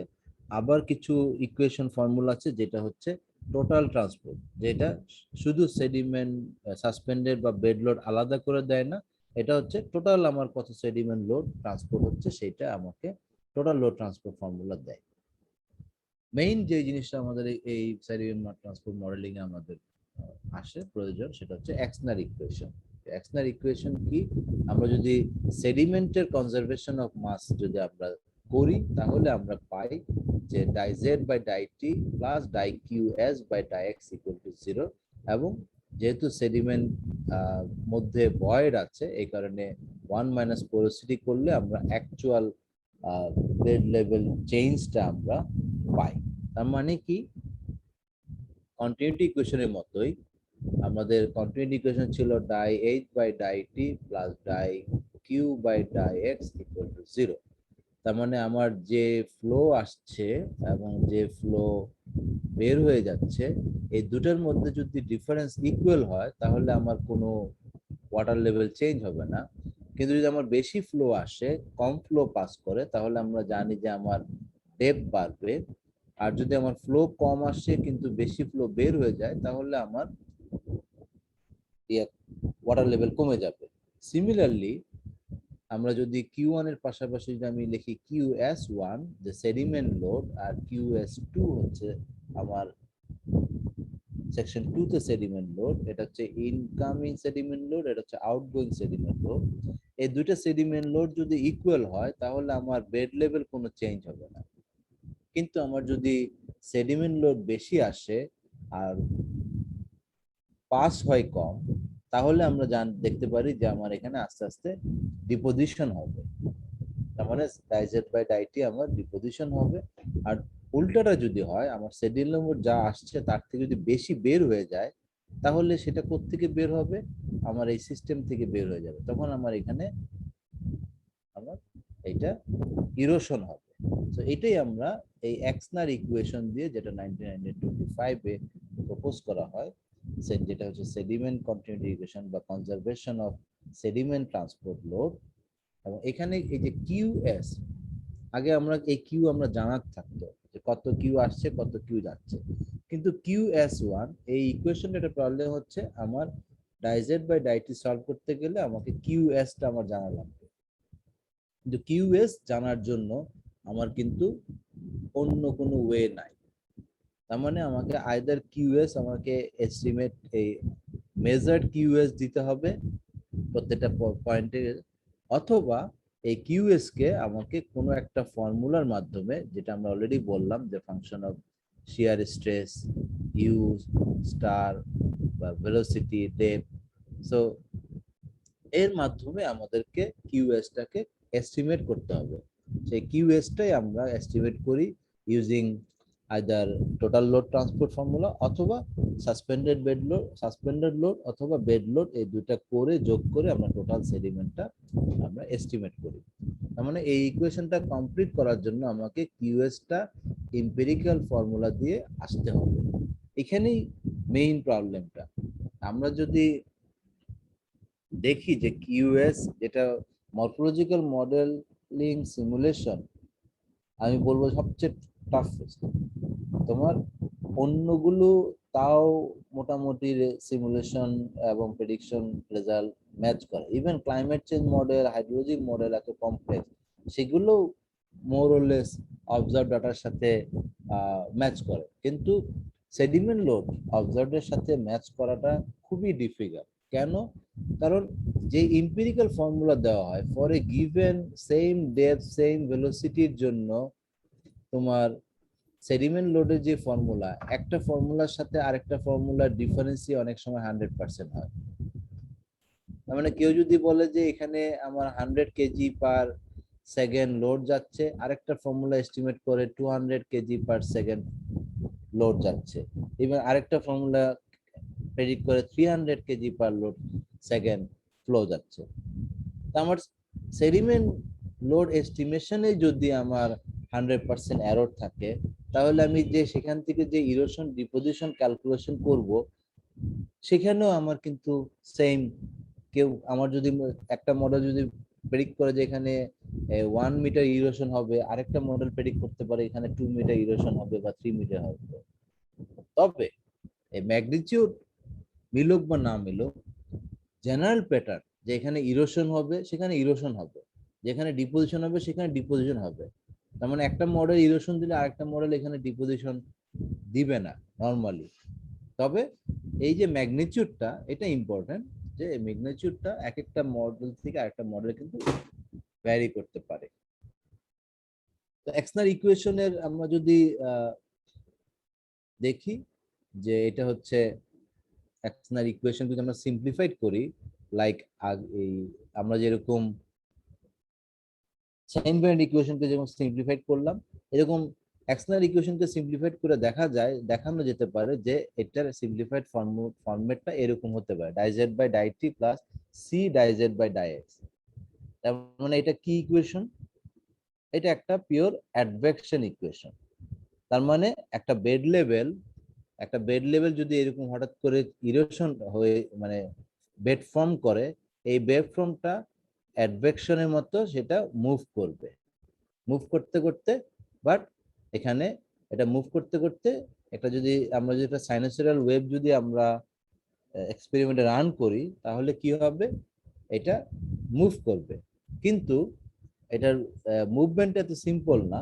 সো এটার মুভ কি করবে, কি যে যেই জায়গা টপ সেটা আগে মুভ করবে, পরেরটা আস্তে আস্তে মুভ করবে, যে কারণে এটার শেপটা আস্তে আস্তে ডিসকন্টিনিউটি হতে হতে এরকম একটা শেপ এটা হবে। এবং সেটাই আমরা দেখি যে আমরা যদি এরকম একটা ওয়েভ দিয়ে যদি আমরা এক্সপেরিমেন্ট ল্যাবে রান করি, দেখবো যে আমার এই শেপটা আস্তে আস্তে আমার যে ডিউনের একটা ডিউন শেপ ফর্ম করে যাবে। সো আমরা যদি নিউমেরিক্যালি যদি সলভ করি, নিউমেরিক্যালি আমরা জাস্ট ডাইজেড বাই ডাইটি কে আমরা ফরওয়ার্ড টাইম ডিফারেন্সে করতে পারি, আর কিউএস বাই ডাইএক্স কে আমরা আপউইন্ডিং, যেহেতু এটা একটা অ্যাডভেকশন টাইপ এই জন্য এটাকে আপউইন্ডিং ফর্মে আমরা ডিসক্রাইব করতে পারি, করে আমরা similar 3 slope problem, 2 slope problem এগুলো আমরা রান করতে পারি। যেমন আমরা যদি 3 স্লোপ প্রবলেমটাকে রান করি, তাহলে আমরা কি পাবো? আমার যদি স্লোপটা এরকম হয়, তাহলে আমি যত রান করব এই জায়গাটা আস্তে আস্তে ইরোশন হবে, এই জায়গাটা আস্তে আস্তে ডিপোশন হবে, আমার ফাইনাল সলিউশন হবে এরকম একটা বেড, আমার ফাইনাল বেড হবে। আমি ইনিশিয়াল বেড যদি আমি 3 স্লোপ দেই, এটা ফাইনাল বেডটা হবে এরকম। তো এখানে আমরা দেখতে পাচ্ছি যে আমার এই যে ইনিশিয়াল বেড ছিল, আমার ফাইনাল বেডটা হচ্ছে এই ব্ল্যাক ব্ল্যাক কালারটা, আর রেড কালারটা ছিল আমার ইনিশিয়াল। তার মানে আমার এই পয়েন্টে ইরোশন হয়েছে, এই পয়েন্টে আমার ডিপোজিশন হচ্ছে। আমরা হেক্টাস যেটা বললাম, হেক্টাস 1D আমার সেডিমেন্ট ট্রান্সপোর্ট মডেল করে। তো এখানে যদি আমরা একটা টিপিক্যাল আমাদের কিছু সেডিমেন্টের কিছু টিপিক্যাল কেস স্টাডি আছে, সেই কেস স্টাডি যদি রান দিই, তার মধ্যে একটা কেস স্টাডি হচ্ছে যে একটা কনস্ট্যান্ট বেড আছে, সেখানে যদি আমি কনস্ট্যান্ট যদি একটা সেডিমেন্ট লোড সে যা ক্যারি করতে পারে, সেটাকে আমরা বলি যে ইকুইলিব্রিয়াম সেডিমেন্ট লোড। মানে একটা গিভেন ডেপথ এবং ভেলোসিটিতে একটা চ্যানেল যতটুকু সেডিমেন্ট নিতে পারে, সেটাকে আমরা বলি ইকুইলিব্রিয়াম সেডিমেন্ট লোড। তার চেয়ে যদি আমরা সেডিমেন্ট লোড বেশি দেই, ফিট করি, তাহলে আমার কি হবে, চ্যানেলটা আস্তে আস্তে ডিপোজিশন হবে। এটাই আমরা এখানে দেখতে পাচ্ছি যে আমার চ্যানেলটা আস্তে আস্তে ডিপোজিট হবে। যে উল্টাটা করি, আমার যে ইকুইলিব্রিয়াম লোড তার থেকে যদি আমি কম সেডিমেন্ট লোড দেই, সো আমার QS is less than QS equivalent, তাহলে আমার কি হবে, আগেরটাতে ছিল ইরোশন আর ডিপোজিশন, এটাতে হবে ইরোশন। তার মানে কন্টিনিউয়াস আমার বেড ইরোশন হতে হতে এটা মুভ করবে। তো এটাকে আমরা হেক রাসে এটা আমরা সিমুলেট করে দেব। তোমরা এই কেস স্টাডি গুলো রান দিতে পারো। আর যদি ইকুইলিব্রিয়াম লোড দেই, তার মানে আমার এই চ্যানেলটা যা লোড ক্যারি করতে পারে সেটাই যদি আমি দেই, তাহলে আমার বেড লেভেল চেঞ্জ হবে না। এখানে আমি একটা কেস স্টাডি দেখাচ্ছি, সেটা হচ্ছে গড়াই রিভারের আমরা একটা প্রজেক্টে, ডেভেলপমেন্টে একটা প্রজেক্টে, যেটা ওয়াটার বোর্ডের প্রজেক্ট ছিল, যে গড়াই আমরা জানি যে গড়াইয়ের মুখে সিলটেশন হয়। তো এবং আমরা গড়াইয়ের ই ফ্লো ক্যালকুলেশন করার জন্য আমরা এই স্টাডিটা করি। সো এখানে আমি দেখি যে গড়াই রিভারটাতে আমরা চাচ্ছিলাম যে এখানে যদি আমরা ড্রেজিং করি, করে আমাদের কি পরিমাণ ড্রেজিং করা লাগতে পারে, এবং করা হলে আমার সেটা কত দিনে এটা আবার মুখটা বন্ধ হতে পারে, সেই জিনিসটা আমরা এই একটা ওয়ান ডাইমেনশনাল মডেল দিয়ে আমি দেখার চেষ্টা করি। তো এটা ছিল গড়াইয়ের মুখটা ছিল ডিপ, তারপরে এখানে গড়াইয়ের রেলওয়ে ব্রিজের কাছে এটা একটা হাম্পের মতো আছে, তারপরে চ্যানেলটা এরকম এইটার ইয়া। সো আমরা দেখি যে এই এই সেকশনটাকে যদি আমরা কাটি, তাহলে কোনো ইম্প্যাক্ট হয় কিনা সেটা আমি এই মডেল দিয়ে দেখি। তো প্রথমে আমরা অ্যাজ ইউজুয়াল বাউন্ডারি কন্ডিশন দিয়ে 10 এবং 11 বাউন্ডারি কন্ডিশন দিয়ে আমরা মডেলটাকে রান দেই এবং ক্যালিব্রেট ভ্যালিডেট করি। দেখো এখানে আমার ক্যালিব্রেশন ভ্যালিডেশন আমরা করি। এটা 2010-এর জন্য। আমরা শুধু ওয়াটার লেভেলও দেখি না, আমরা আপস্ট্রিমের ডিসচার্জও দেখি, যেহেতু আমরা মেইনলি লো ফ্লো নিয়ে কাজ করছি। তো ডিসচার্জটাও ইম্পর্টেন্ট যে ম্যাচ করে কিনা। পাশাপাশি আমরা মরফোলজি মডেল যখন আসবে, মরফোলজি মডেলে আমাদের দেখতে হবে যে সেডিমেন্ট যে রেটিং কার্ভ, সেই রেটিং কার্ভটাও ঠিক আছে কিনা। তার মানে আমার অ্যাকচুয়াল যে সেডিমেন্ট কনসেন্ট্রেশন বা সেডিমেন্ট লোড আর মডেল থেকে যে সেডিমেন্ট লোড জেনারেট হচ্ছে, সেইটা আমার সিমিলার আছে কিনা। না হলে আমি যে যে ইকুয়েশন দিয়ে আমরা যে সেডিমেন্ট লোড ক্যালকুলেট করছি, সেই সেডিমেন্ট লোড, যেহেতু আমরা বললাম যে সেডিমেন্ট লোড ক্যালকুলেশন একটা ইকুয়েশন থেকে আরেকটা ইকুয়েশনে 100% পর্যন্ত ভ্যারি করে। সো কারেক্ট ইকুয়েশনটা আমরা ইউজ করছি কিনা সেটার জন্য আমাদেরকে এই অবজার্ভ এবং সিমুলেটেড সেডিমেন্ট লোড আমাকে কম্পেয়ার করতে হবে। তার মানে হাইড্রোলিক্স ক্যালিব্রেশন করতে হবে, এট দ্য সেম টাইম আমাকে মরফোলজিক্যাল মডেলও ক্যালিব্রেশন করতে হবে। সেম কাজ কিন্তু আমরা করেছি যখন কন্টামিনেন্ট ট্রান্সপোর্ট নিয়ে কাজ করেছি। আমি কিন্তু হাইড্রোলিকও ক্যালিব্রেট করলাম, আবার কন্টামিনেশন এটাকেও ক্যালিব্রেট করতে হবে। মোট কথা, তুমি যখন যেই প্রসেস নিয়ে কাজ করো, সেই প্রসেসটাকেই তোমাকে ক্যালিব্রেট করতে হবে। দেন আমার যখন মডেলটা ক্যালিব্রেট এবং ভ্যালিডেট হয়ে গেল, তখন আমরা মডেলটাকে 3টা কেস স্টাডির জন্য আমরা রান দেই। যে যদি অ্যাভারেজ ফ্লো রান দেই তাহলে কি হয়, লো ফ্লো রান দেই এবং হাই ফ্লো রান দেই তাহলে আমরা কি হয়। আমরা দুইটা সিনারিও করি, একটা হচ্ছে ইনিশিয়াল বেড সিনারিও এইটা, আরেকটা যে বললাম যে আমি যদি এই পোর্শনটাকে যদি এই হামটাকে যদি আমরা ড্রেস করে দেই, করে দিয়ে আমার কি হয় বা বেড লেভেলটা কতটুকু থাকে বা কতদিন সময় নেয় এটা আবার রিফিল হতে, সেইটা আমরা এই ওয়ান ডাইমেনশন মডেল থেকে চেক করি। সো যেটা আমরা দেখতে পাই যে এটা হচ্ছে আমার অরিজিনাল বেড, আর এটা হচ্ছে আমার তিনটা সিনারিও ফ্লো এর জন্য আমার সিমুলেশন। তো আমরা দেখতে পাই যে এটা হচ্ছে আমার ইনিশিয়াল কেস, আর এটা হচ্ছে আমার ড্রেস কেস, এই যেটা। তো এটা হচ্ছে আমার সেম বেড, কিন্তু এখানে আমার এই যে হামটা ছিল এই হামটা নাই, হামটা না রেখে আমি আমি মডেলটা রান দিলাম। তো দেখা যায় যে এই ড্রেজিং এর কারণে অবশ্যই কিছুটা ইমপ্যাক্ট হয়, এফেক্ট হয়, যেটা আমরা এখানে দেখি। সো এটা হচ্ছে আমার bed level changes, zero level, এবং বিভিন্ন লোকেশনে আমার বেড লেভেল কি পরিমাণ ইরোশন ডিপোজিশন হলো উইদাউট এনি ইন্টারভেনশন। এটা হচ্ছে আমার ন্যাচারাল ইয়াতে দেখা যায় যে তোমার এই যে বেড ফর্ম গুলো মুভ করবে, তো বেড ফর্ম গুলো আমার কিভাবে মুভ করে, মনে রাখতে হবে যেটা কিন্তু ওয়ান ডাইমেনশনাল সিমুলেশন।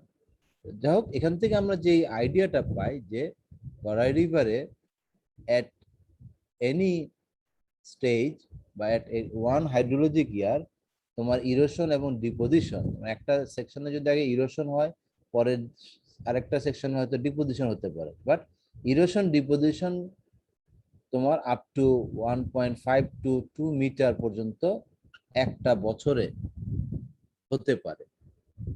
এখন আমি যখন ড্রেস করে দিলাম, দেখা যায় ড্রেস করার পরেও আমার এই এরিয়াতে এই ড্রেস সেকশনেও কিন্তু আবার আপস্ট্রিম থেকে বেড ফ্রম মুভ করতে পারে এবং করে আমার এই ড্রেসড এরিয়াটা আবার ডিপোজিটেড হয়ে যেতে পারে। সো এই কারণে আমরা দেখি যে এভরি ইয়ার আমরা কিন্তু মেনটেনেন্স ড্রেজিং আমরা সাজেস্ট করি। এই কারণে যখনই ড্রেজিং হবে একটা কিন্তু ড্রেজিং এ একটা ক্যাপিটাল ড্রেজিং পার্ট থাকে, আর একটা হচ্ছে মেনটেনেন্স ড্রেজিং পার্ট থাকে। এটা রাখাই হয় এই কারণে যে আমার কিন্তু রিভার বেডফর্ম গুলো মুভ করার কারণে একটা হচ্ছে ড্রেস করার পরে ভেলোসিটি এখানে কমে যাবে, কমে গেলে সাসপেন্ডেড লোড গুলো আমার এখানে ডিপোজিট হবে, এটা একটা কারণ ডিপোজিট হয়। আরেকটা ডিপোজিশন হয় আপস্ট্রিম থেকে যে আমার বেডফর্মটা মুভ করে আসে, সেই বেডফর্মটা মুভ করে এসেও কিন্তু আমার ড্রেস এরিয়া ডিপোজিটেড করতে পারে। নেক্সট যে কেস স্টাডিটা দেখাবো এটা হচ্ছে আমার আমার নিজের মাস্টার্সের কাজ। সো মাস্টার্সে আমি একটা সেডিমেন্ট মরফোলজিক্যাল মডেলিং এর কাজ করি, সেটা হচ্ছে গ্যাঞ্জেস অ্যান্ড গ্যাঞ্জেস এবং যমুনার এবং পদ্মার যে কনফ্লুয়েন্সটা, এই কনফ্লুয়েন্স এরিয়াতে আমার যে ইরোশন ডিপোজিশন প্রসেস হচ্ছে সেটাকে আমরা সিমুলেট করার চেষ্টা করি। কারণ অবজেক্টিভ হচ্ছে যে আগে আমার এখানে একটা ইয়া ছিল, ফেরিঘাট ছিল, এই ফেরিঘাটটা রিভার ব্যাংকের জন্য ওরা এটা আরেকটা লোকেশনে তোমার রিলোকেট করবে। তখন কোন এরিয়া লোকেশনে রিলোকেট করবে সেটা বের করার জন্য, কারণ যত দূরে হবে তত আমার এখানে আর এটার থেকে এটা অনেক বেশি ঘুরে যেতে হবে। সো কাছাকাছি কোথায় এটা সেট করা যায় এই, এবং মিনিমাম নেভিগেশনাল ডেপথ যেটা 2.3 মিটার, এটা কোথায় কোথায় এটা অ্যাভেলেবেল সেটা দেখার জন্য আমি এই স্টাডিটা করি। এটা আমি ইউজ করি যে বললাম যে এসএমএস মডেল, তার মধ্যে RMA2 আর সেডিমেন্ট 2D এই দুইটা মডেল তখন অ্যাভেলেবেল হয়। আমার এটা পিএইচডির সময়, মাস্টার্সটা ছিল 2001 থেকে 2004, এই সময়টায় আমি সেই মাস্টার্সের কাজটা করি। তো এখানে আমার যেহেতু তখনকার মেমোরি কম্পিটিশন পাওয়ার এত বেশি ছিল না, এই কারণে আমি এই পুরা এরিয়াটাকে নিয়ে সিমুলেট করলে আমার নোড নাম্বার অনেক বেশি হতো। তখন আমি এই মাঝখানে বিশাল যে চর এরিয়াটা ছিল এটাকে আমি বাদ দিয়ে আমি শুধু দুইটা মেইন চ্যানেলটাকে নিয়ে আমি সিমুলেশনটা করি। এই ছিল আমার নোড নাম্বার এবং এলিমেন্ট। খুব বেশি ফাইন মডেল করা যায় নাই। যে বললাম যে আমার একটা বছরের রান হতে আমার প্রায় 12 থেকে 14 ঘন্টা তখনকার ইয়েতে আমার লাগতো। তো এগুলো ছিল আমার অবজার্ভ ব্যাথিমেট্রি। সেখান থেকে আমার ব্যাথিমেট্রি জেনারেট করি, মডেলে আপস্ট্রিম বাউন্ডারি কন্ডিশন দেই 2001 সালে। তো আমি কিন্তু 2001 সালে কাজ করে আমি 2001 সালেরই ডাটা নিয়ে আমরা কাজ করি। এগুলো বিভিন্ন প্যারামিটার, রাফনেস, ডেপথ ভেরিং রাফনেস আমি ইউজ করি। তো এটা ছিল আমাদের আমার calibration. So observe versus simulated 2001 এর জন্য, তারপরে 2002 এবং 2003 এর জন্য আমি রান দিই। তো 2001 এবং 2002 এই 2 বছর দিয়ে আমি ক্যালিব্রেশন ভ্যালিডেশন করি। এবং ক্যালিব্রেশন ভ্যালিডেশন করার পরে আমার কাজ হচ্ছে যে মডেল থেকে যে আমি ইরোশন ডিপোজিশন পাচ্ছি সেইটা আবার আমার অবজার্ভ ডাটার সাথে ম্যাচ করে কিনা সেটাও আমি চেক করি। আমার কাছে 2001, 2, 3 এই 3 বছরের ব্যাথিমেট্রি ডাটা ছিল। সো মোর অর লেস দেখা যায় যে এই যে ডিপ এরিয়া এই জিনিসগুলো, তো এটা ছিল ইনিশিয়াল কন্ডিশন, আর এটা হচ্ছে মডেল থেকে, না এটা হচ্ছে আমরা 2001 সালের এপ্রিল প্রি প্রি ফ্লাড আমি মডেল করি, এবং পোস্ট ফ্লাড এটা হচ্ছে সিমুলেটেড ব্যাথিমেট্রি অফ অগাস্ট, আর এটা হচ্ছে অবজার্ভ ডাটা। নেক্সট হচ্ছে এটা আরো এক বছর 2002 সালে রান দেই। 2001 শেষ করে যখন 2002 এর রান শেষের সিমুলেশন, এটা হচ্ছে আমার 2002 এর অবজার্ভ। দেখা যাচ্ছে যে এই জায়গাগুলোতে আমার ওপেন হচ্ছে, তো এখানে জিনিসগুলো মোরলেস পাওয়া যায়। আর এটা ছিল একবারে 2003। আমি 2001, 2002, 2003 এই 3 বছরের ডাটা নিয়ে মডেলটাকে রান দেই।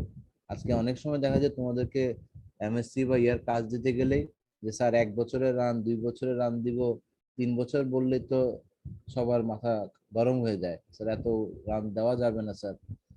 তো আমি যখন রান দেই এই ইয়াতে, তখন আমার এটা ছিল পেন্টিয়াম 1 না 2 এর ইয়ে ছিল, তখন মেমোরি র্যাম এত কম ছিল, এক একটা সিমুলেশন রান দিতে আমার টাইম কমানোর জন্য আমি পুরো 1 বছরের ইয়ার রান দিয়ে মেইনলি ফ্লাড সিজনটা 6 মাসের ফ্লাড সিজনটা শুধু রান দিতাম, তাতেও আমার বললাম যে 24 ঘন্টা সময় লাগতো। এবং এক একবার এটা মরফোলজি মডেল অটোমেটিক কাপল ছিল না, তার মানে আমার হাইড্রোলজি মডেল রান শেষ হলে, হাইড্রোনিক মডেল রান শেষ হলে আমাকে মরফোলজি মডেল রান দিতে হতো, আবার হাইড্রোনিক শেষ হলে আবার মরফোলজি রান দিতে হতো। প্রতি 1 মাসে রান দিয়ে আবার, বা 2 সপ্তাহ রান দিয়ে আবার মরফোলজি মডেল রান দিতে হতো। এইভাবে আমরা 1 বছর 1 বছর করে পুরো সিমুলেশন আমি কমপ্লিট করি। সো এটা হচ্ছে আমার simulated and observe rating curve, sediment rating curve. তো মডেল ফাইনালি যখন ক্যালিব্রেট এবং ভ্যালিডেট হলো, তখন আমি দেখার চেষ্টা করলাম যে এই 3 বছরে কি হচ্ছে। তো দেখা যাচ্ছে এটা হচ্ছে 2001 সাল, এটা হচ্ছে 2002 সাল, এটা হলো 2002 সাল, এবং এটা হচ্ছে 2003 সাল।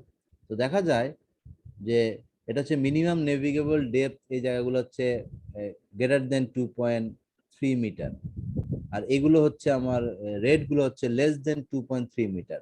তো দেখা যায় যে এইখানে একটা ন্যাচারাল ডিপ পকেট আছে, এবং এখানে ডেপ প্রায় -20 মিটার পর্যন্ত ডেপ। এখানে আগে একটা চ্যানেল ছিল, এই চ্যানেলটা ইরোশন ডিপোজিশন বন্ধ হয়ে যায়, কিন্তু এই চ্যানেলটা সাস্টেইন করে এই ডিপ ইয়াটা। তো ইনিশিয়ালি ইয়াদের টার্গেট ছিল যে এইখানে একটা ফেরিঘাট করার, পরবর্তীতে দেখা গেল যে এই জায়গায় যেহেতু ন্যাচারালি এই জিনিসটা সাস্টেন করে, তো এখানে ফেরিঘাটটা করা যেতে পারে, বাট তার জন্য আমাকে আবার এই চ্যানেলগুলো মেনটেন করতে হবে, যে এই চ্যানেলগুলো আবার ফেরি আসার জন্য করতে হবে। তখন আমি দেখি যে এই চ্যানেলগুলো বা এর সাথে কানেকশন করার জন্য যে চ্যানেলটা আছে, এগুলোতে কি করলে বা কতটুকু মেনটেনেন্স ড্রেজিং লাগবে। তো তখন আমি একটা অপশন চিন্তা করি যে এখানে একটা চ্যানেল করব, এই চ্যানেলটা 1 বছর পরে দেখা যায় যে এখানে এটা ডুবে যায় বা ভরে যায়। নেক্সট আরেকটা অপশন আমরা চিন্তা করি যে ওকে উপর দিয়ে আমি চ্যানেল করব, তখনও দেখা যায় যে হ্যাঁ চ্যানেলটা বন্ধ হয়, কিন্তু পুরোপুরি বন্ধ হয় না। এই চ্যানেলটা যেরকম পুরো বন্ধ হয়ে যায়, অপশন 1, যেমন এই অপশন 1 যেমন এটা পুরোপুরি বন্ধ হয়ে যায়, এখানে অপশন 2 পুরোপুরি বন্ধ হয় না, তার মানে এখানে কিছুটা মেইনটেনেন্স ড্রেজিং করলে এটা থাকবে। থার্ড আরেকটা চ্যানেল দেখা যাচ্ছে যে ঠিক আছে এখানে ড্রেজিং না করে যদি আমি অল্টারনেটিভ কিছু করি, যে এখানে যদি ভেলোসিটি কোনোভাবে বাড়াই, যেখানে যেটা গ্রয়েন বা কিছু একটা দেই, দিয়ে যদি এখানে ভেলোসিটি বাড়াই, তাহলে এটা যদি ন্যাচারালি থাকে কিনা। তো আসলে তখন বুঝতে পারি নাই যে এই সিনারিওটা আসলে আমার চুজ করাটাই উচিত হয় নাই, কারণ এখানে যদি আমি গ্রয়েন দিই তার মানে এখান থেকে ইরোশন ডিভিশন হয়ে এটা আরো আসলে বন্ধ হয়ে যাবে। তো এক্স্যাক্টলি সেটাই এখানে হয়। তো সেই কারণে অপশন 2 সাজেস্ট করা হয়, যে অপশন 2 তে আমার minimum 0.90 million metre cube yearly dredging হলে ওই চ্যানেলটাকে সাস্টেন করা যাবে, এবং গেলে আমার এখানে প্রায় ডিস্টেন্স আমার প্রায় 3 কিলোমিটার লেস হবে। তো এটা ছিল আমার মাস্টার্সের কাজ। লাস্ট যেই মরফোলজিক্যাল কেস স্টাডিটা আমি দেখাবো সেটা হচ্ছে এটা আমার একটা এমএসসি থিসিসের কাজ। আইডব্লিউএফএম এর বর্তমানে অ্যাসিস্ট্যান্ট প্রফেসর শম্পা, ও আমার সাথে মাস্টার্স করে এবং ও এই কাজটা করে। ও অলরেডি পিএইচডি করে চলে আসছে। তো ও ডেল 3D দিয়ে এই যমুনা রিভারের মরফোলজিক্যাল মডেল সিমুলেশন করে, এবং আমরা দেখি যে যমুনা রিভার যে বারগুলো আছে, বারগুলোকে বারগুলো যে মুভমেন্ট হয়, আমরা দেখি যে স্যাটেলাইট ইমেজ থেকে যে 50% of the bar can be change within a one flood season. একটা ফ্লাড সিজনের মধ্যে আমার 50% বার চেঞ্জ হয়ে যায়, নতুন চ্যানেল ফর্ম করে, পুরান চ্যানেল বন্ধ হয়, বার শেপ চেঞ্জ হয়।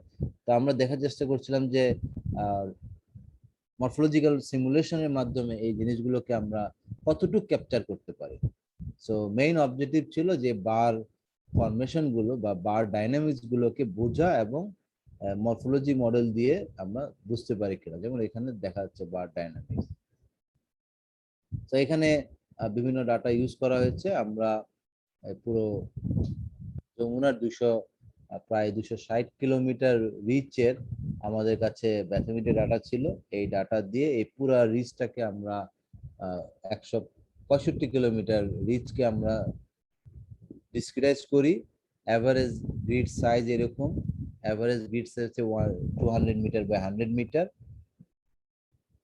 দেন আমরা বাউন্ডারি কন্ডিশন আমরা 2011 এর বাউন্ডারি কন্ডিশন দিয়ে আমরা সিমুলেট করি, ক্যালিব্রেশন ভ্যালিডেশন দেখছো মিডলে এই পয়েন্টগুলোতে আমরা ক্যালিব্রেশন ভ্যালিডেশন করি। এবং আমরা সিমিলারলি যে আমরা মডেল থেকে যেই সেডিমেন্ট ট্রান্সপোর্ট বা মরফোলজি পাচ্ছি এবং অবজার্ভ ডাটা আমাদের কাছে পরের বছরের ব্যাথমেটিক ডাটা আছে, সেই ডাটার সাথে আমরা কম্পেয়ার করি। ফাইনালি আমরা দেখি যে মরফোলজি মডেল থেকে আমরা কতটুকু প্রসেসগুলোকে আনতে পারি। যেমন এখানে দেখো যে এখানে একটা স্মল ন্যারো চ্যানেল ছিল, পরের বছর এটা একটা ডিপ চ্যানেল হয়ে যায়। এখানেও আমরা দেখি যে যদি মরফোলজিক্যাল সিমুলেশনও দেখি যে এইটা সে প্রেডিক্ট করতে পারে, মানে পরের বছর যে এই জায়গায় একটা ডিপার চ্যানেল হতে পারে, হবে হয়ে যদি মরফোলজিক্যালি এটা ওপেন হবে, সে এইটা সিমুলেট করতে পারে। সিমিলারলি আমরা দেখি যে এখানে আগে একটা দুটো চ্যানেল ছিল, পরে এখানে মাল্টিপল চ্যানেল জেনারেট করে, সেটাও আমরা এখানে এই এই মরফোলজিক্যাল সিমুলেশনের মাধ্যমে প্রেডিক্ট করতে পারি। বাট মনে রাখতে হবে যে মরফোলজিক্যাল সিমুলেশন এত চ্যালেঞ্জিং যে আমরা যেটা পেলাম, বিশেষ করে আমি আরেকটা কেস স্টাডি দেখাবো, ওখানে আমরা দেখাবো যে আমরা অবজার্ভ ডাটার সাথে খুব বেশি ভালো সিমুলেশন করতে পারি নাই। যেমন এখানে এটা লাস্ট কেস স্টাডি, আমরা রিসেন্টলি ওয়ারপোর সাথে একটা রিসার্চ করি, যেখানে আমরা নিউমেরিক্যাল মডেল এবং ডিপ লার্নিং দিয়ে ব্যাংক ইরোশন আমরা চেক করি। তো এখানে আমার অবজেক্টিভ ডাটা এবং আমার কাছে 2016, 17, 18, 19 4 বছরের যমুনা ব্রিজের পর থেকে কনফারেন্স পর্যন্ত 4 বছরে আমার অবজার্ভ সার্ভে ডাটা ছিল। তো সেখানে আমার অবজেক্টিভ ছিল যে ওকে এই কোনোভাবে মরফোলজিক্যাল মডেল কতটুকু সিমুলেট করতে পারে এটা কম্পেয়ার করা। তো এবং পাশাপাশি আমার কাছে একটা ছোট একটা এরিয়া, যেমন এই এরিয়াটা আমরা নিজেরা সার্ভে করি, কারণ এখানে যে সার্ভে ডাটাগুলো এগুলো হচ্ছে 500 মিটার রেজুলেশনে। তো একটা বেড ফ্রম কতটুক সাইজ হয় যমুনা রিভারের? অর্ডার অফ 20 মিটার, এর থেকে ছোট অনেক বেড ফ্রম আছে। তো আমি যদি 500 রেজুলেশনের ব্যাথোমেট্রি নিয়ে কাজ করি, তাহলে তো আমি অনেক বেড ফ্রম, অনেক বেড লেভেল গুলোকে আমি ধরতে পারবো না। সো আমি এক্সপেক্ট করতে পারি না যে আমার মরফোলজিক্যাল মডেল খুব ভালো রেজাল্ট দিবে। এই জন্য আমরা একটা চেষ্টা করেছি যে একটা ছোট্ট একটা চ্যানেল এরিয়ার আমরা নিজেরা সার্ভে করি, high resolution sediment data collect করে, এটা 25 মিটার রেজুলেশনে আমরা এই ডেটার সার্ভে করি। করে আমরা পুরো একটা 1 ডাইমেনশনাল হাইড্রোজেন মডেল ডেভেলপ করি, দেন 2 ডাইমেনশনাল মডেল ডেভেলপ করি, করে আমরা এটাকে সিমুলেট করি। করে আমরা hydronic model calibration validation is very fine, কিন্তু মরফোলজিক্যাল মডেল দেখো যে এটা হচ্ছে সিমুলেটেড বেড লেভেল, এই যে ব্লুটা, আর দেন এরপরে হচ্ছে আমার যে 2019 এ বেড লেভেল এইটা, আর এটা ছিল আমার ইনিশিয়াল বেড লেভেল 2018 কে 18 বেড লেভেল দিয়ে আমি 2019 এর বেড লেভেল আমি প্রেডিক্ট করতে যাচ্ছি। দেখা যাচ্ছে যে 2018 থেকে 19 বেড লেভেল কি পরিমাণ র্যাপিড চেঞ্জ হয়েছে, ওয়ারেজ আমার মডেল কিন্তু সেটার কাছাকাছিও যায় নাই। এটাই চ্যালেঞ্জিং।